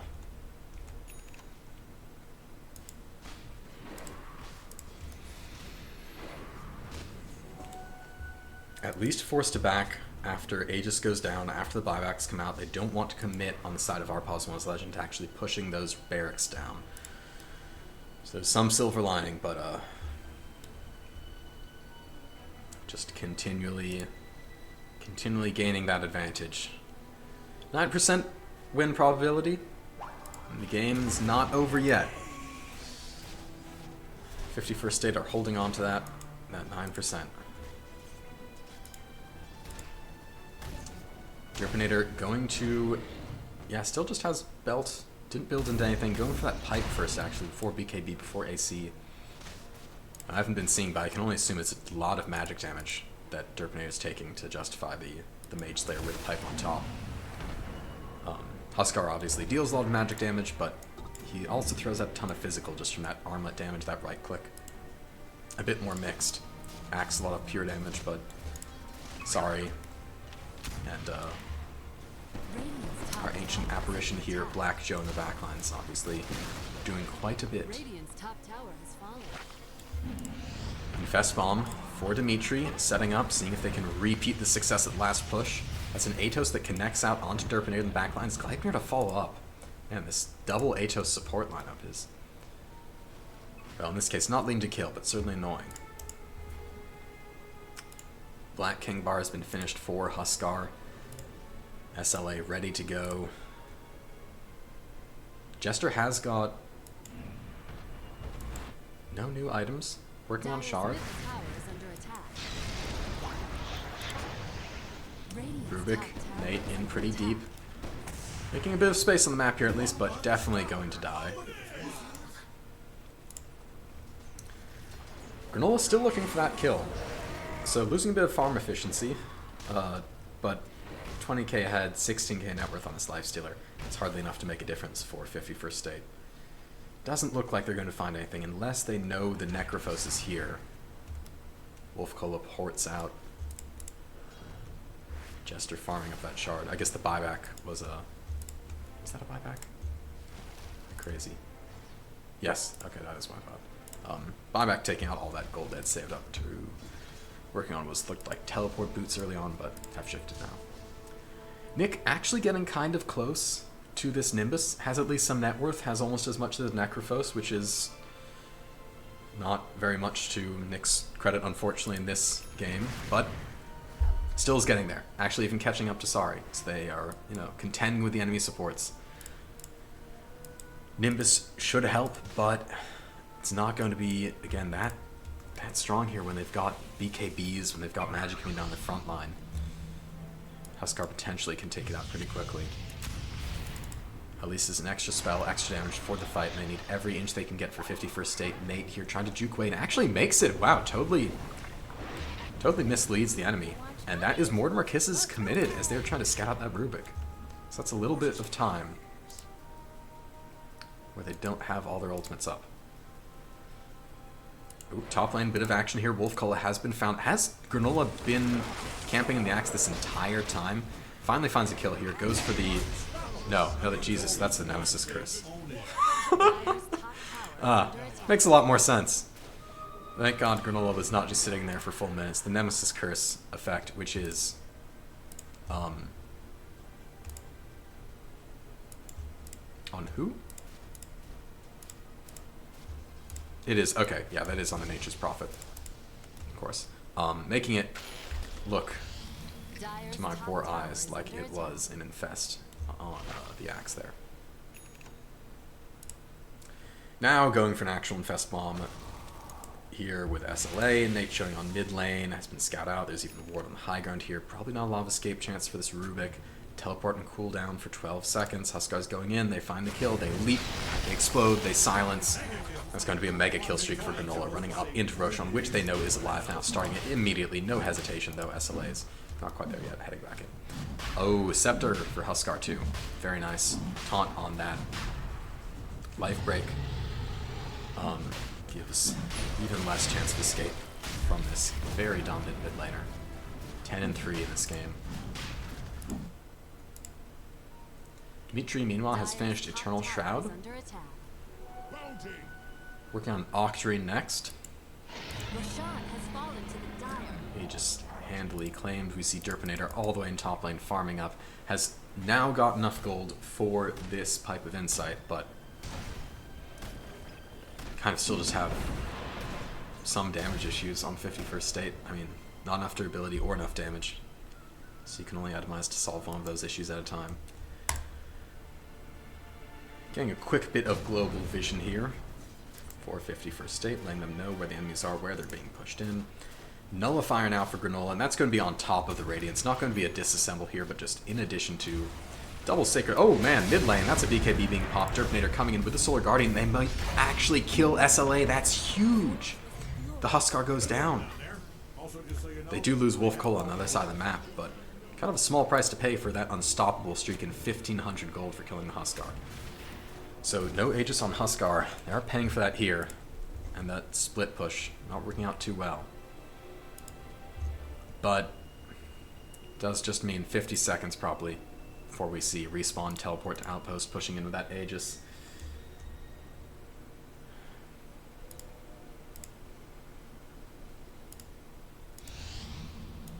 Glimmer up from Dimitri. Looking to see what they can get. Meanwhile, Nate out farming, pushing, trying to relieve the pressure from the base. This poor Rubik has had to give up a lot for the team this game, just sitting around with the Yules, trying to get that 4-staff. Gleipnir, don't think they can do anything about this. Another Atos, they're just giving Derpinator a hard time. Not allowed to move. Actually pushing even before Semi-Litter Ape shows up. Wolf Cola is cutting these waves. Going in, split pushing, dealing with that top wave, cutting them off. However, mid is pretty shoved in. If they had this wave pushed out to the base, would be safe, especially that nice push on bot that Nate was doing that actually led to a tier 1 tower falling. It's pretty nice, but instead, we see Pos 1's Legend just rotate to the mid lane. They've got this Aegis. They drop the banner, which actually is a little too far back, and so all these creeps are going to die. It does keep the siege creep alive, so that's decently important, but with the damage they've got, they don't even need this siege creep. Huskar is a siege creep and a half. Infest into Dimitri, trying to escape, make sure that Aegis isn't used, wasted unnecessarily, setting up for an Infest bomb as well. Dyer's bottom tower is under attack. Radiant's middle That is just going to be pretty much uncontested racks. Wolf Cola actually ports out to just start split pushing some more. They're going to try to not fight this. Not yet. Just tough. 2 full minutes left on this Aegis. That's a lot of time to try to not engage. They can still do a decent bit to just wear down the enemies from afar. Tier 2 tower falls. They are getting something. I think just realizing that they've got to really give up a lot here in order to be able to mount a defense. Oh, blink in. There we go. There's the bomb. Yule's up, but Derpinator, he is caught under all that blade mail. There's a Culling Blade, and that's going to be a kill. Nimbus out in the back line, but that's torn down almost as quickly as these barracks are ranged, just melting. Wolf Cola, split pushing again, but again, they still have these creeps in the mid lane. And that's another blink in that actually does connect. There's another dive from the Huskar. A lot of healing, and the scythe is enough. Semi-Litter 8 goes down. That's a buyback from Nick, who's dead, and the Necrophos also dead. Buyback available. Someone's in deep. Sorry, in a bit of trouble. Glimmer Cape out. Do they have a Sprout? No, but there's a Cookie jump down onto the low ground, so they are safe. Meanwhile, it's the last set of barracks going down. Buyback from Semi-Litter Ape going for this. It's going to be Mega Creeps. Glyph is used to stall a little longer. Derpinator will be up soon. Jester probably just waiting until they have at least that, because you really can't fight this as 4. Aegis for 57 more seconds. There's a blink and connecting onto Wolf Cola. Oh, that's a pretty important one. There is... Oh. Still... Oh, man. Actually, just enough heal to survive for now, but the Culling Blade will pick him off. There is still buyback on this Nature's Prophet. Now, SLA popping BKB Infest to run away, and they disengage. They did find the kill and return onto Dimitri. Now teleporting out with Derpinator. Black Joe lifted up, hit with a hammer, and going to be taken down. Ice Blast will be thrown out just before death. But not a lot of damage that does there. So 51st State able to mount a defense at the last minute here. But it is Mega Creeps. It is 24k net worth lead.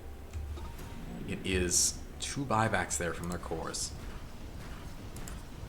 Now Granola is still just chilling the Huskar here. I'm not misreading it this time. Just waiting. I guess maybe they want to go back in even. Maybe just taking a nice break. Rest your hands a little. Alright, popping out just as the Aegis expires. Start farming some camps.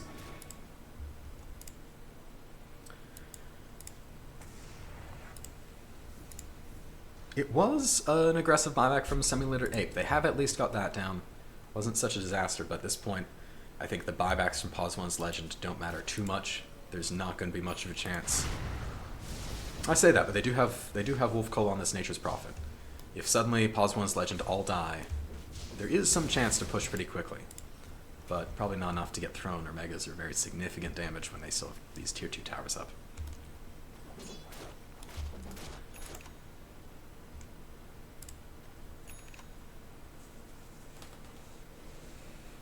Derpinator has finished this pipe.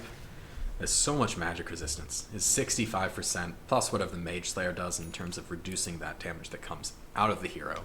And then BKB on top of that is going to be another 60% of that remaining 35% that you're taking. Nion immune to magic damage during the duration of that BKB. Very durable otherwise, but Lifesteal is hitting for 300. Dimitri's got a Blade Mail and it's got pure damage. Still gonna need more for this Dawnbreaker to really survive a whole lot of the fight. Pos 1's Legend now gearing up. Looks like they're getting set up for this final push. What they think might be the final push to close out the game. Wolf Cola has got Daedalus. Skipped that BKB, skip Silver Edge for now, just going raw DPS on this Nature's Prophet. If they can protect him, they can keep their Furion alive. then, you know, that is their damage that might be... might do it. It's gonna be tricky.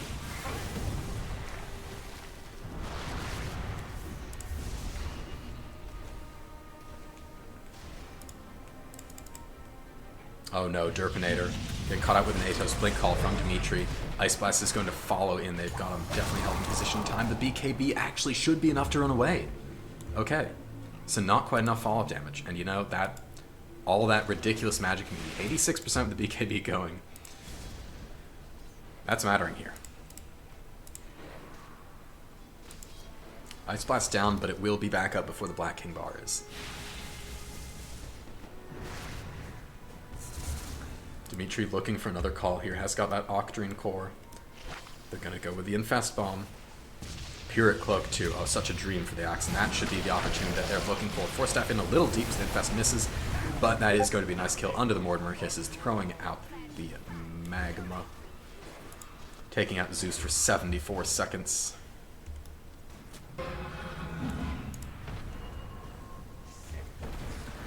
No, one buyback left, and that is Nate for 51st State. But they have started to hit the Tier 5, Tier 4 towers. Only there were Tier 5 towers for 51st State here, but this is their last set. Still stalling out pretty effectively. Fade Bolt spam, Hammer spam. They can delay this. And, I mean, the delay matters.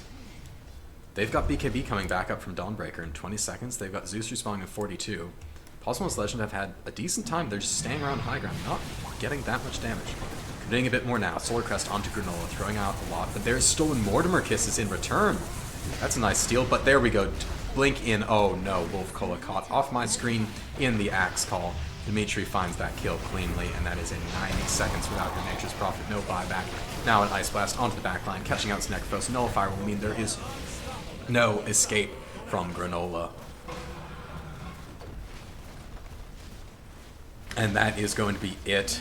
After those few pickoffs, 30k, 30 minutes. Cosmos Legend going to be cleaning out game number 3 in this hard-fought series. And they will be continuing on in the upper bracket of the We Like Dota League. 51st State playing admirably into this Huskar, just,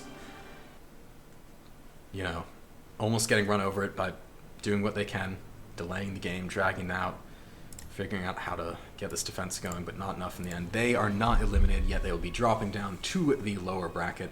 I believe they're next facing up against Team Drip in an elimination series.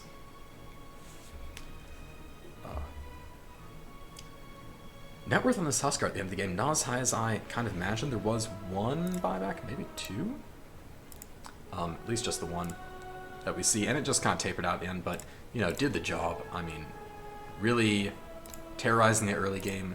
Jester had an impossible time playing, especially with enemies rotating in. Just such a rough game for the Necrophos in the early game. Then Granola, perfect game here, 6-0-18.